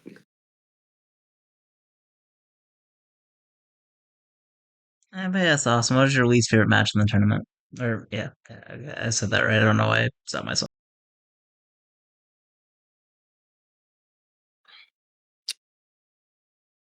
Honestly, I don't even think it was a Hina match. honestly, I think it might have been Ruaka versus Bozilla. Okay, but at least that I was enjoyed fun. that. You Yeah, know what that I was a mean? fun At least it match. was fun. I didn't. Yeah. I don't think they That's I don't not. think they work. I don't think they work that well together. I was gonna say I had so much fun watching that match. Honestly, Uh, I think that was the most entertained I've been by Ruaka. Like she actually like won me over there. Like, okay, girl, just do your thing. Just I run mean, if you have. I might have to go back and watch it, but I don't. like I can understand on the finish side of things of it ending in a draw. Yeah. That was weird, but like as a match itself, I was just like, yeah, that was a lot of fun. I had a really good time. Maybe I have to go back to watch it, but I mean my memories of it were just kind of like, ugh. I kind of want this to be over. Okay, yeah, that's fair. I mean, all she wanted to do was survive, so I'll give that to Ruaka. And like that was a nice story that they told. I think that really showed like to me. I think that was the match that showed okay, Ruaka can actually like put together a interesting story in a match. Yeah. And I think that's when I was really starting to pay a lot more attention to her matches because I know the tag match where they BMI 2001 the belts from Wingori. I was like, wow, Ruaka's improved a lot. And then Yeah. that match with Bozilla, then I was like, wait, I gotta start paying a little more attention to her if she's able to like kind of construct those stories in a match and sell that story well. But we went from worst match of the tournament to the best. And Joy, since I think we share the best one, I'll Oh let yeah. you kind of go and Okay. start it, and then I will go and I will bring up my runner up, and I'll just be like, yeah, well, there's the best match of the playoffs and the best match of the prelims. So I Okay. will let you take this because you're probably explaining a lot better than I will. No. Listen, if you want to add anything, go ahead. But yeah, it has to be for me. It has to be Azumi versus Serena on the playoffs. Again, going back to what I said about Rina, she really made this tournament hers, and like in a high stakes match where it's the semifinals of the tournament before the main event. Um, and going into it again, I didn't know who was winning, especially with how they wrestled. Again, I was very nervous because I didn't know who was going over or who was beating who. Um, but my expectations were exceeded because when the first match happened, when the first time they faced each other in the pre-playoffs, like in their block, it was absolutely fantastic. And my only comment was, I hope this match happens again, maybe for a New Japan Strong Women's title. While Rina's not looking into the white belt again soon, I think I'd love to see them run it back. So when I saw that they'd be running it back in the playoffs, I was like, okay, yeah, immediately in the semifinals too. But yeah, this match was just fantastic. I feel like for the longest time, Azumi's been a high speed wrestler, and like that's something she's absolutely known for, and she does it amazingly. But I feel like now she's relatively toned it down a bit just to fit the, I guess, main event scene a little bit more. Not saying that she got rid of it completely because she still does a lot of the moves that she does. Um, but I feel like working with Rina, who's I would describe her as like relatively more technical in style, and slightly more hard Yeah, a bit hitting of as a well. technical Because brawler. she's extremely technical. She's a brawler. Like her and Azumi together was just amazing. Like the second time around, amazing. Honestly, anytime Rina pulls out the vertebraker, I fuck with it. I fuck with it. Uh, That's where I thought Rina murdered Azumi. yeah, that was Yeah, the Kudo That, driver. and I that's love where that. that's where I thought Azumi fucking died because it didn't look like it looked like she just fucking took that all on her goddamn head. She did. And you know what? There was a part I where was she so didn't sure tuck. she was dead. There was a part where she didn't tuck her head. Like she was like looking backwards. I was like, "Girl, tuck your head. Tuck your head. You're gonna land on it." And she did. as we all saw. But like, I'm glad that Arena's only pulling it out in like these really big matches. You know, I don't know if she has hit it before, like before I the couldn't SLK white tell belt you. match, but she needs to keep that for like big title matches or high stakes stuff. 'Cause Yeah, that was like amazing. there's My God. the one big thing that Rena's been really trying to pull off. She's yet to land it yet, and she's yet to hit it yet, and that's Hana's Tiger Lily finisher. Right. And And I love that that's she's been a able.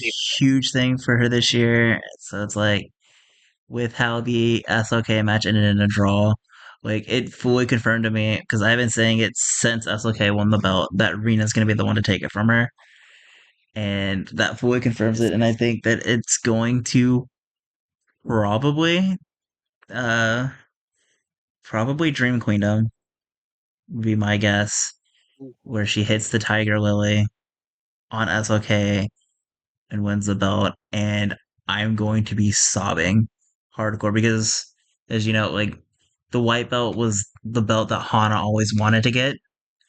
So like, Yeah. and you know, Rena's already said that her whole thing is she's going to win it for Hana. Her hitting the Tiger Lily for that is going to break me so hard. I'm rooting for her so bad now. Like going into it, I was already a fan of Rena, but this just really brought it to the next level. Like just pulling out new moves. Honestly, she's been just doing some of the same moves that she's been doing, but like with slightly more intensity, if that makes sense. She's more, Yeah, I don't know, like she's just bringing it harder, and like I fuck with that so bad, and I love her for it, and I'm just rooting for her all the way. You know what? Like SLK has had an amazing run with a white belt, so losing it to Rina would not hurt her anyway. So absolutely not. And I think that bring it. the second that SOK loses the white belt, she's immediately moving up to the red. Oh, immediately, immediately. Like, So it's a win-win-win yeah, situation. I love it. 100%, I love it. 100%. Yeah, it goes to Azumi and Rina for me. So that was also my pick for the match of the entire tournament. But there's another match that I want to talk on, and I already know how Austin is going to react, so just let me get it out of the way. Tomoka SOK. And fuck you, I am biased. I do not care. Those are my two favorite wrestlers, and Here we they go. very much delivered, and it was amazing. It really, really helped set up the upcoming title match between Right. SOK and Tomoka that I'm so excited for. I look, Tomoka's my goat. I know she's not winning, but like I'm gonna have a giant smile on my face the entire match, no matter how Yeah. much. No, like you can't even like really say like Tomoka can win, and I would be ecstatic and very happy. SOK, wins and successfully defends. I am very happy because it's SOK and I love her. Like Right. I can't go wrong with this match. This is a match that's for me, and I know that the title match is going to be even better. But this match was just so much fun. It set up a lot. It shows how with how dominant SLK has kind of been leading up to this. Tomoka getting the win over her was like it was expected in my eyes because they've been building up to this white belt match for a while. But it shows just how good Tomoka is. I If we're talking about like pure submission wrestlers and strikers, I mean obviously you have Shuri up there, but like Tomoka is very, very close behind.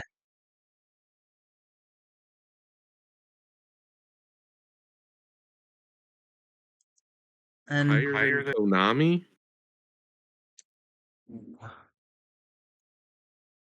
yeah, I put her above Konami, and I think a lot of it comes. Mm, It's so close, but I think a lot of it just comes from the more storytelling aspect that Tomoka brings naturally. Just since Tomoka's on the shorter side, she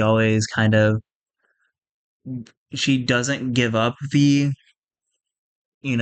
whole her whole thing of being this karate uh I don't want to say gimmick because it's not a gimmick. She like legit like has been in karate Yeah. since she was a little kid.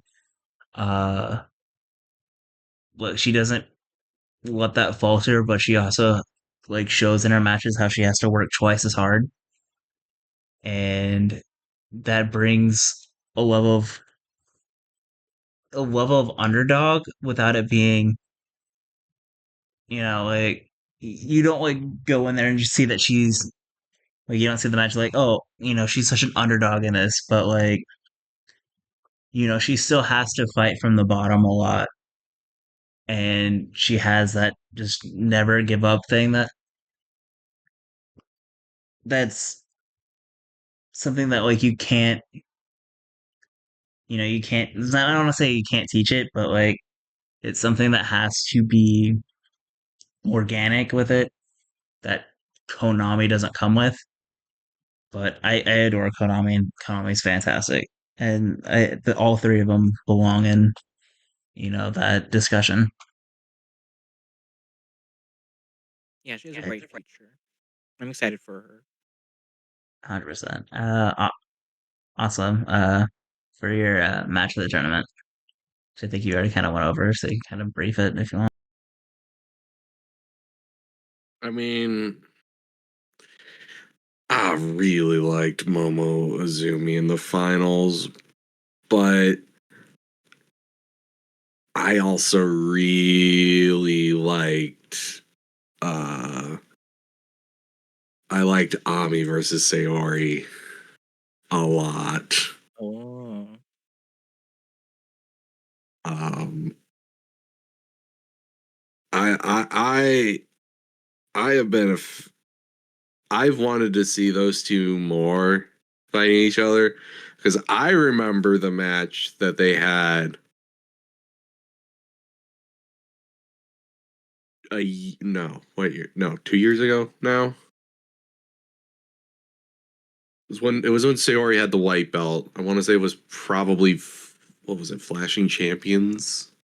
Wait, didn't Sayori take the white belt from? No, no, no, no, no, no, no, no. No, Sayori took the white belt from Mirai, and like her second defense of the belt, I think was Ami. And I really like that fucking match. I I don't know remember why I people. keep. I remember people fucking hating that match, and I I did not understand why. But I really liked I Ami. didn't hate it. I didn't hate it. Notoriously not a fan of Sayori's white belt reign or her reign in Stardom at all. I I'm not gonna get in. I'm not gonna get into it fully. I've said it enough. People know it. They know why. It's not, and I don't think it's necessarily Sayori's fault. But yeah, I've gone over that a lot. So continue. Awesome. I don't want But yeah, no, I really like those two fighting each other. Um, Mostly because I actually didn't know who was going to win that one in this 5 star. It ended up being Ami who won, which, fun fact, that was Sayori's only loss in the block was to Ami. Interesting. Yeah. But just just everything about their styles clashing together, it just works for me. I'm just a fan of that style where we're always throwing the forearms. You know, we're throwing chops. We're doing all this stuff. I'm pretty sure I'd have to go back and look, but I'm pretty sure the ending was I think Sayori went for pottering and Ami countered it, which was amazing.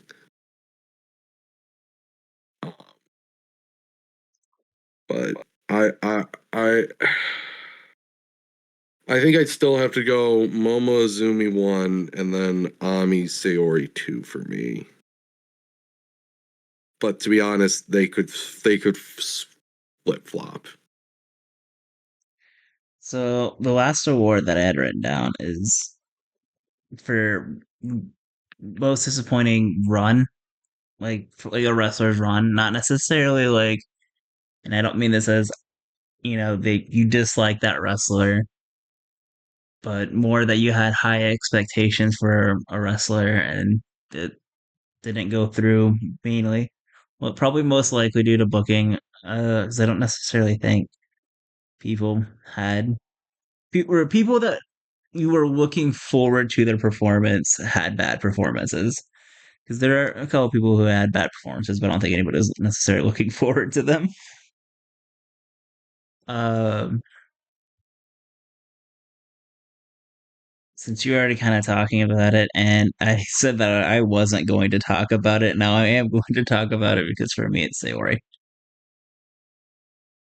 And Mm. it's not necessarily match quality. It's not necessarily match quality because that's not necessarily the first thing I look towards in wrestling, I which is apparently like sacrilege to people now, which is a shame. Uh, and it comes from the fact that I feel like Sayori had two big stories coming into this, and they were both just dropped and didn't play through at all. And it was kind of it it's something that Stardom has continuously done with Sayori that's just really bothersome. Uh, it's like I I've said before that I'm not a big fan of the whole stoic, calm, quiet gimmick of no emotion. That it never works for me because like I think emotion is the biggest one of the biggest things in wrestling that really draws me to a wrestler. So when you make their whole thing not having emotion, like I have like I can't get invested in it at all. And it sucks because she was so strong in emotion in Oz, and when she still shows up in Oz, like I immediately started becoming a giant fan again because she was like one of my favorite freelancers at that time. Um, and they keep having these start stories with her that like seem to give us, a bit of that change and then just quickly drop it with no explanation. She had the whole thing with SOK thinking that she wasn't good enough and, having all these self doubts. And I was like, okay, well, this is a perfect time to have that loss to SOK bring out this fire in Sayori that really brings her up. But they didn't touch on that at all during the tournament. Uh, then you had her dynamic with Poi of, well, Sayori wants to win this 5 star as that way to prove herself, and Poi is there to fight for Tom Nakano. And I was like, they had that dynamic there, and I think they kind of alluded to it leading up to the playoffs and the final four, where Poi tweeted something about, "Hey Sayori, I couldn't do this for Tam. You have to. You are the last. You're the last hope for Cosmic." And then I don't remember what Sayori says, but like she kind of like is shrugging that off and kind of furthering the fact that it's she wants to win for herself while Poi wanted to win for Tam. That I was expecting Sayori to make the finals because her losing in the finals would be set something off, and I didn't think a full feud turn Sayori leaves Cosmic, etc. but a bit of tension between Poi and Sayori that led to a match before it all comes down to, oh, we're all friends again, anime ending. And, we got none of that. They just kind of let her float along and once again just dropped another thing that could have made Sayori interesting, and it just bums me out. I really want like them to really give me a reason to care about Sayori again. Because since she signed, they just haven't.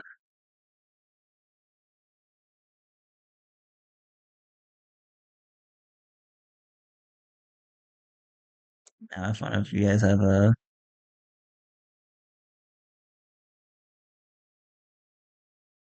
I mean, with Sawari, I think at the start of this tournament, I was rooting for her as to be like one of the top four, or at least like maybe even the winner. Because I feel like again with lots of these stars leaving around the shelf, I feel like they really have to invest in their other talents who haven't really had the chance to, or at least like with with these big shoes to fill, haven't had the chance to be a main event caliber competitor yet. And I feel like one of those women is Saori that I feel like again, as you said, like they haven't really like made the most out of. Like, I know that she can go in terms of like in ring, but she hasn't had that like compelling storyline or like again, like emotion wise. Like she hasn't really like had that chance or an opportunity to really like get people invested besides like her Wonder of Stardom title run. So I was really rooting for her to maybe perhaps win the whole tournament, at least one of the option. Um so yeah, I think in some way, yeah, it is disappointing to see that uh going out of this tournament, I don't know if the perception of her has changed. Like I think for me right now, it's still the same. Like she's still up there, but there are girls that are higher than her in terms of like fan perception, like Momo, because obviously she just won the tournament, or Irina, who just proved herself to be one of the top girls now, or Azumi, and Saya obviously as the world champion. So it's like I'm not sure if this tournament helped change the perception of her, because for me, I feel like she's in the same position as where we started before. Yeah, I know she's good. I know she's good. But besides that, what else can she do about like the situation she's in? And yeah, it's not on her. It's not on her. It's really on how they make use of her as a character on screen, as a wrestler. But she's amazing. It's just really waiting for the right time to capitalize on what she can do, because I really feel like she can be a top star.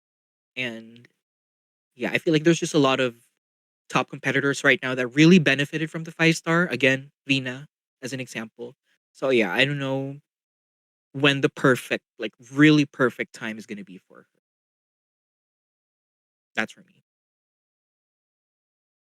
Yeah, it's just like, because, yeah, I was such a huge fan of her in Oz and her as a freelancer. And then I think her first run in her first 5 star was, like her when I feel like she peaked in Stardom. Because like I said, I didn't enjoy her white belt reign at all. I found most of it to be pretty boring, and then the whole flip flopping at the end was also not my thing. But yeah, like, is she who you would also say was your most disappointing, or do you have a one of your own?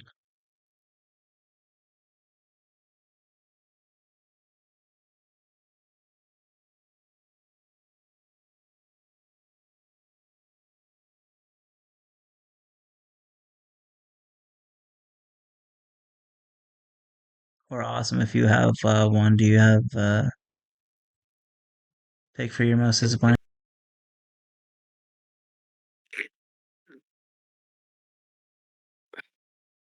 I mean,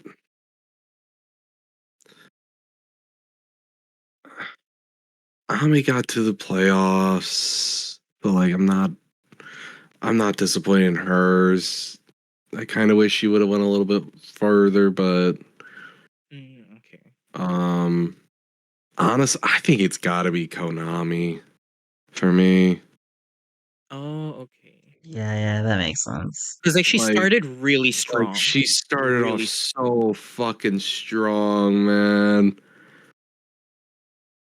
Like, like she lost to Hina and Rana, which nothing against Rana, but she lost to fucking Hina, the woman that fucking made the IWGP Women's Champion pass out, lost to Hina. The fuck are we doing? Oh yeah, and then they had and they had Rana lose her fourth at this point future. Yeah, I figured they were gonna do that. I don't know who's fucking taking the goddamn future belt off of Hina at this point.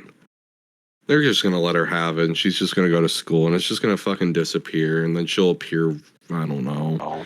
I Someone's gonna. I don't know. Maybe Ryan's gonna be the savior for us. Save us, Rion. I'm changing my pick to Rion. Rion should have won the whole thing and pulled a Maiko run and just gone undefeated.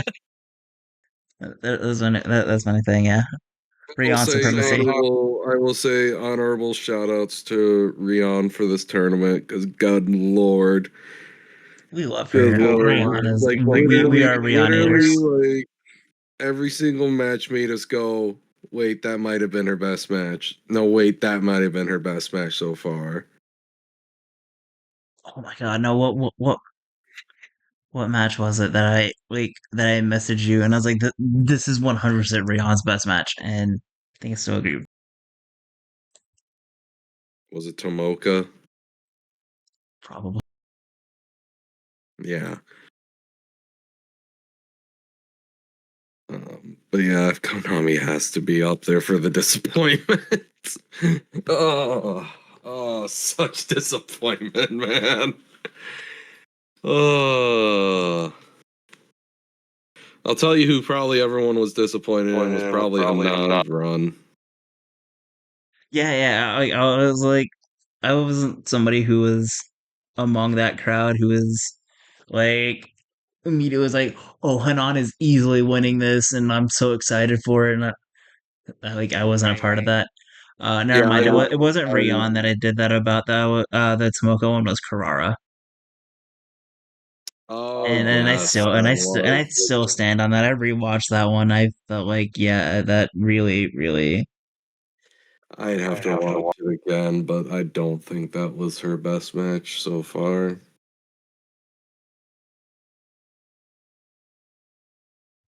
But I had honestly, I guess honorable mention for Tomoka and disappointing, but that's pure bias and just me wanting everything for her, which is not like me because I normally try to at least want things to just fully make sense, and I think her tournament reign made perfect sense for her where she is.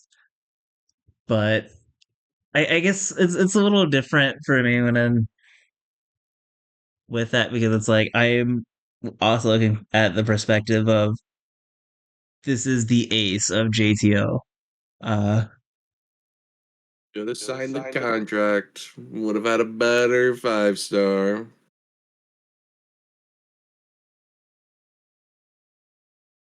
she's loyal. Both her and She's loyal to Azusa JTO. signed the contract. They would have had better 5 stars. Azusa wouldn't have lost to Waka in 35 seconds. So a little so tangent crazy. because I think it's kind of funny. Uh, this is the Queen of JTO Championship reigns. You have Aki Shizuku, who's the first ever champion. She defeated Tomoka Inaba in the finals to become the first champion. Tomoka Inaba then beat Aki for the belt. Then after that, it would be go to you. Then it would go to Tomoka Inaba, back to you, to Aoi, to Tomoka Inaba, to Aoi, to Sumika Yanagawa, to Tomoka Inaba, to Azusa. You is the only other or you and Aoi are the only two people who have had two reigns, but Tomoka has had four. That's my goat. You know what's crazy is now that I think about it? The first time I watched JTO and the first time I found out about both the Inabas was literally the show in Shinjuku Face where she beat Aoi for the title. Oh, you were there. That's cool. I was there for that title change. Okay, I was there for that title change, and then I met her afterwards. I'm so jealous. You got to meet Tomoka. So now looking at how long like the combined reigns are like all together, it's kind of funny. Azusa is 52 days and counting as she's their current champion. Sumika held it for 65 days, and Yu held it for 140 days. Aoi 177 days. Aki 213 days. Tomoka 884 days. She really does like I yeah.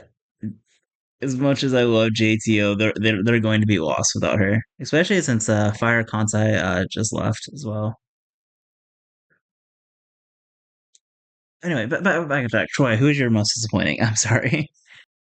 That's fine. That's fine.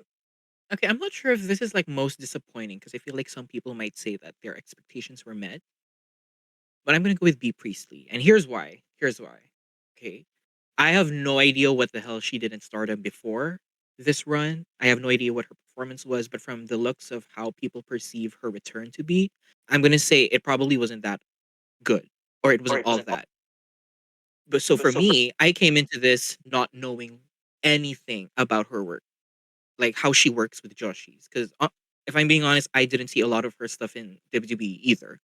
Um, but it was like more of me giving her the benefit of the doubt. Like, okay, I just got off of a release from WWE. I'm trying to maybe like rebuild my name in terms of like where I am in the wrestling industry right now. And listen, if there's anywhere you want to build your repertoire, I think it's the 5-star Grand Prix, right? Like just the most competitive, most insane tournament out there in wrestling. So might as well, right? And on top of that, the way I see it is I was really rooting for some AW girls to, get the Anna J treatment. Like I would have loved to see like Chris Statlander do a 5-star. I would have loved to see Queen Aminata do a 5-star, so on and so forth. Although in the five You know, star, I need it. right? So like Oh, Willow wants to do it so badly too. I 'Cause know she does. I know she I does. talked to her about it when I met her. Because I was like, I really want you in the 5-star. And she's like, yes, I really want to go over there for the 5-star and do it very badly. We should have got her instead of B Priestley. And that's what I'm saying. Like Beggars there's such can't a be choosers. limited right, like there's such a limited amount of like spots for foreigners in this year's 5-star. Like of course Mozen, but like Exactly. he's with the company. So B Priestley was representing the Gaijin, okay? And I had expectations that like, you better step it up, especially in a block where you're with Saya, you're with who else was she with? I don't remember. Was she with Youth May? with Saya, Hanan, May, Azusa, Hana, yeah. Yuna, Lady C, Waka. Right? So out of that block, like there are girls that could really go at it, right? Just put on a great match. I was like, okay, let me see how she fares in there with, the rest of them. Because I again went into this not knowing how she works with the Joshis. Surprise, surprise. It was not giving. It was not giving. And then I did research and apparently you guys already know this probably, but apparently she was a former red belt champion. Yep. How did this happen? Yeah, I don't know. I actually know how How that did this happened. happen? I, Okay, I actually know how that happened. that's crazy. Will Ospreay. Why that? No, shut up, Bio. God, no, no. Actually, you know who pushed for her to be the red belt champion? No, wait. Kagetsu. Oh right. He don't know ball. I'm sorry. Ooh, now you're really gonna get people on your bio. I'm gonna be able to defend you on that. I'm so We sorry. can't defend you on that one. Look. I'm just going with that one and that in particular. Yeah, just for that Because I obviously Yeah, love Kagetsu. Kagetsu is same. like one of the greatest. I miss him. I'm very glad he's doing well now though. Right, right. But yeah, again, that was just me being a really nice wrestling fan. Just giving them the benefit of the doubt that they like B would step it up, right? Especially coming off of a release and like wanting to go back to Japan. Like, okay, girl, you better do the best you can. And I don't know. That's why I said like maybe for some Stardom fans, their expectations were met, but for me, I was disappointed because I don't know. I was hoping for something more. Hey, I can The give what her she this. She didn't almost kill somebody this time around, so good on her. got. Wait, so I'm assuming. Wait, have you not seen or know about like her almost killing Mayu and almost killing Hazuki? No, but that is a very interesting thing that you bring up Yeah, I'm because I did gonna. not know that was. Yeah, give me a second. Okay, I'm going to. okay. Again, the Hazuki one I'm putting as a freak accident. Or not the Hazuki one. The Mayu one. The Mayu one's a freak accident. The Hazuki one, yeah, that's on her.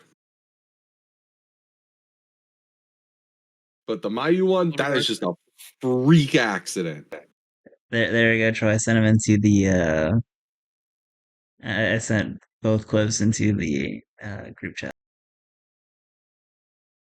He was also an SWA champion, a goddess champion, and a two-time artist champion, but also two-time goddess champion. Oh no, I know the Mayu one. Listen, when I was getting into Joshi like maybe 2019, I was just watching like highlights on YouTube. I've definitely seen these. Yeah, That's I mean, crazy. to me, the Mayu one is a freak accident. That's that's my opinion on that one. It's a freak accident. You know what? Regardless of this, no, this doesn't excuse her from what she did in this tournament. Like I was just rooting for something more. Like if you were gonna be the first person to beat Saya Kamitani in over a year, mm-mm. Well, You should have I should guess have. it did Stardom because she did lose to Kohaku, who's an actual good wrestler. Oh, I love that's Kohaku. true. Kohaku's Okay, great. in Stardom, Kohaku should have got at least Kohaku should have been in this tournament. honestly, I would have fucked with that. But yeah, I wish Azumi got the first person to beat Saya in Stardom title. But yeah, anyway, I don't no idea how long she's gonna be staying here. But if she wants to stay here, she better show me She's that. sticking around. She's sticking around for a while. They are. She's She better already. step it up. They've already announced she's signed. I'm gonna say she's signed at least Yeah, to next 5-star probably.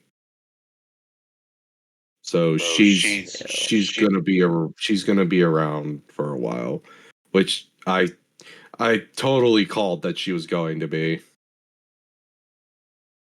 yeah. I felt that was what she was going for too. But again, Yeah, if she wants to be your leader, I step it up. figured, but I also wanted to. I Pretend totally like called I that didn't she know. was gonna have a strong 5-star, and I also called that she was gonna be sticking around as well.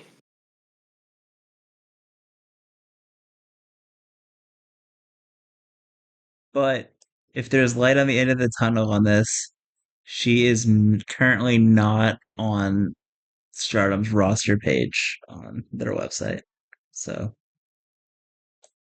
that's part of it. Well, I'm willing to bet it isn't a full exclusive thing. It's probably she's signed a contract with them to be around more while she's also going and doing other things.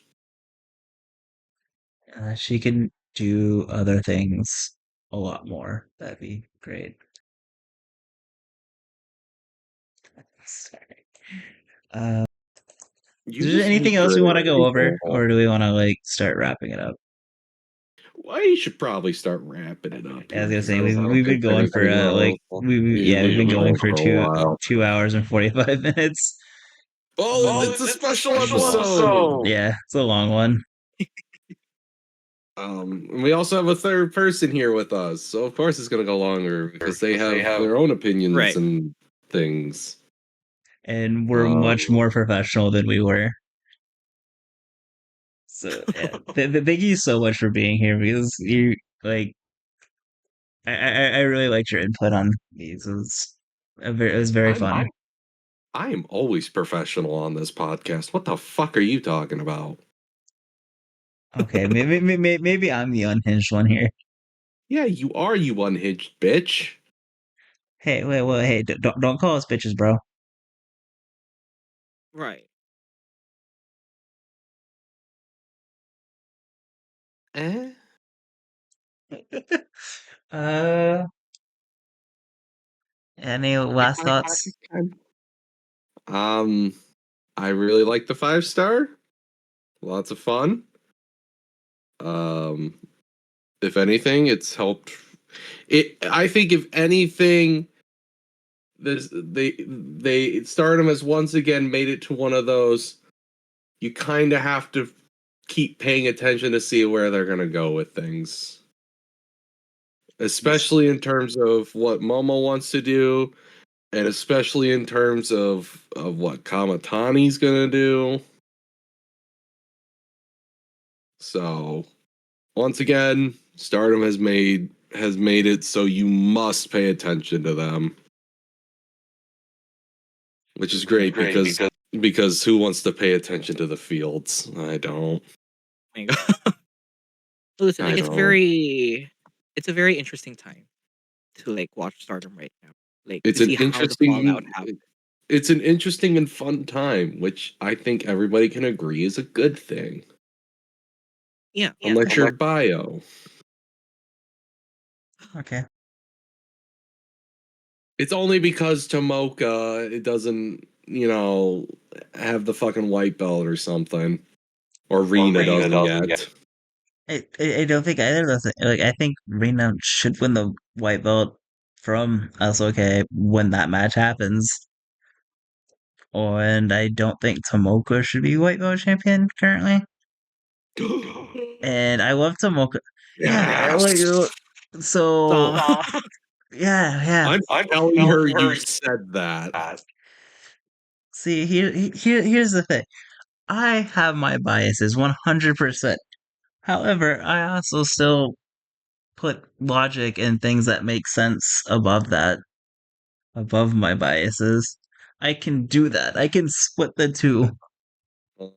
I like as much as I love Tomoka, I wouldn't immediately be like, okay, if I was given the pin for Stardom, I wouldn't immediately go, okay, Tomoka, I'm putting you against Saya and you're winning. You're taking the red belt off of her because you're my favorite. I wouldn't do that. I would definitely be building I to an believe you. eventual I Tomoka red belt believe reign. you. I would build to an eventual Tomoka red belt reign, but that building takes time. I would probably have a few people win the red belt before her. Uh, Most notably, SOK, Momo, people who have been in Stardom for forever, people who have long since deserved that red belt. Let it be known Azumi wasn't on that list.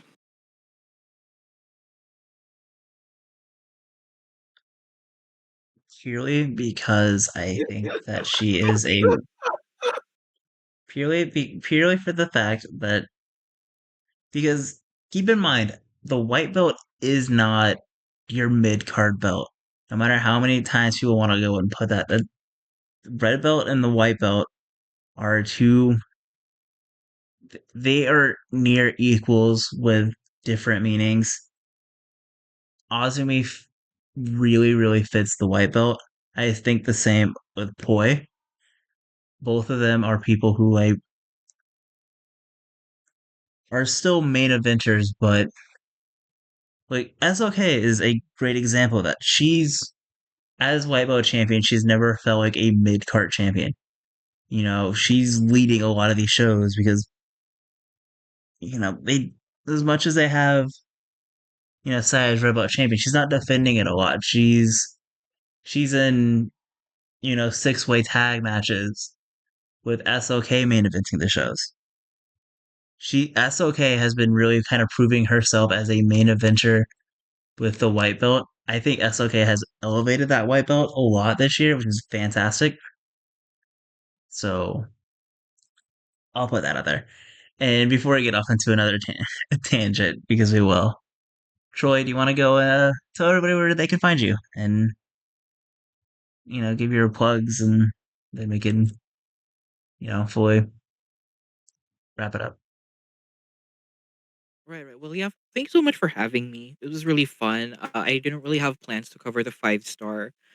Actually, I haven't been really doing like show reviews in a while. I don't know because I've been coming up with other fun ideas. But yeah, thanks so much for having me. This was really fun to talk about. The tournament and all of that. My favorites, my new favorites. So yeah, thanks. It was really fun. I guess you guys can find me on any social media at Joshi Journals. I post at least once a month. Um, yeah, that's all for me. Thanks for having me. Absolutely. I had so much fun having you here. Thank you for coming Thank you, on. Ian. It's always fun having a third person and getting a different Yeah. perspective on things. 100%. And as always, we are fine. Oh yes, we are always fine, and the bar is now closed. Thank you.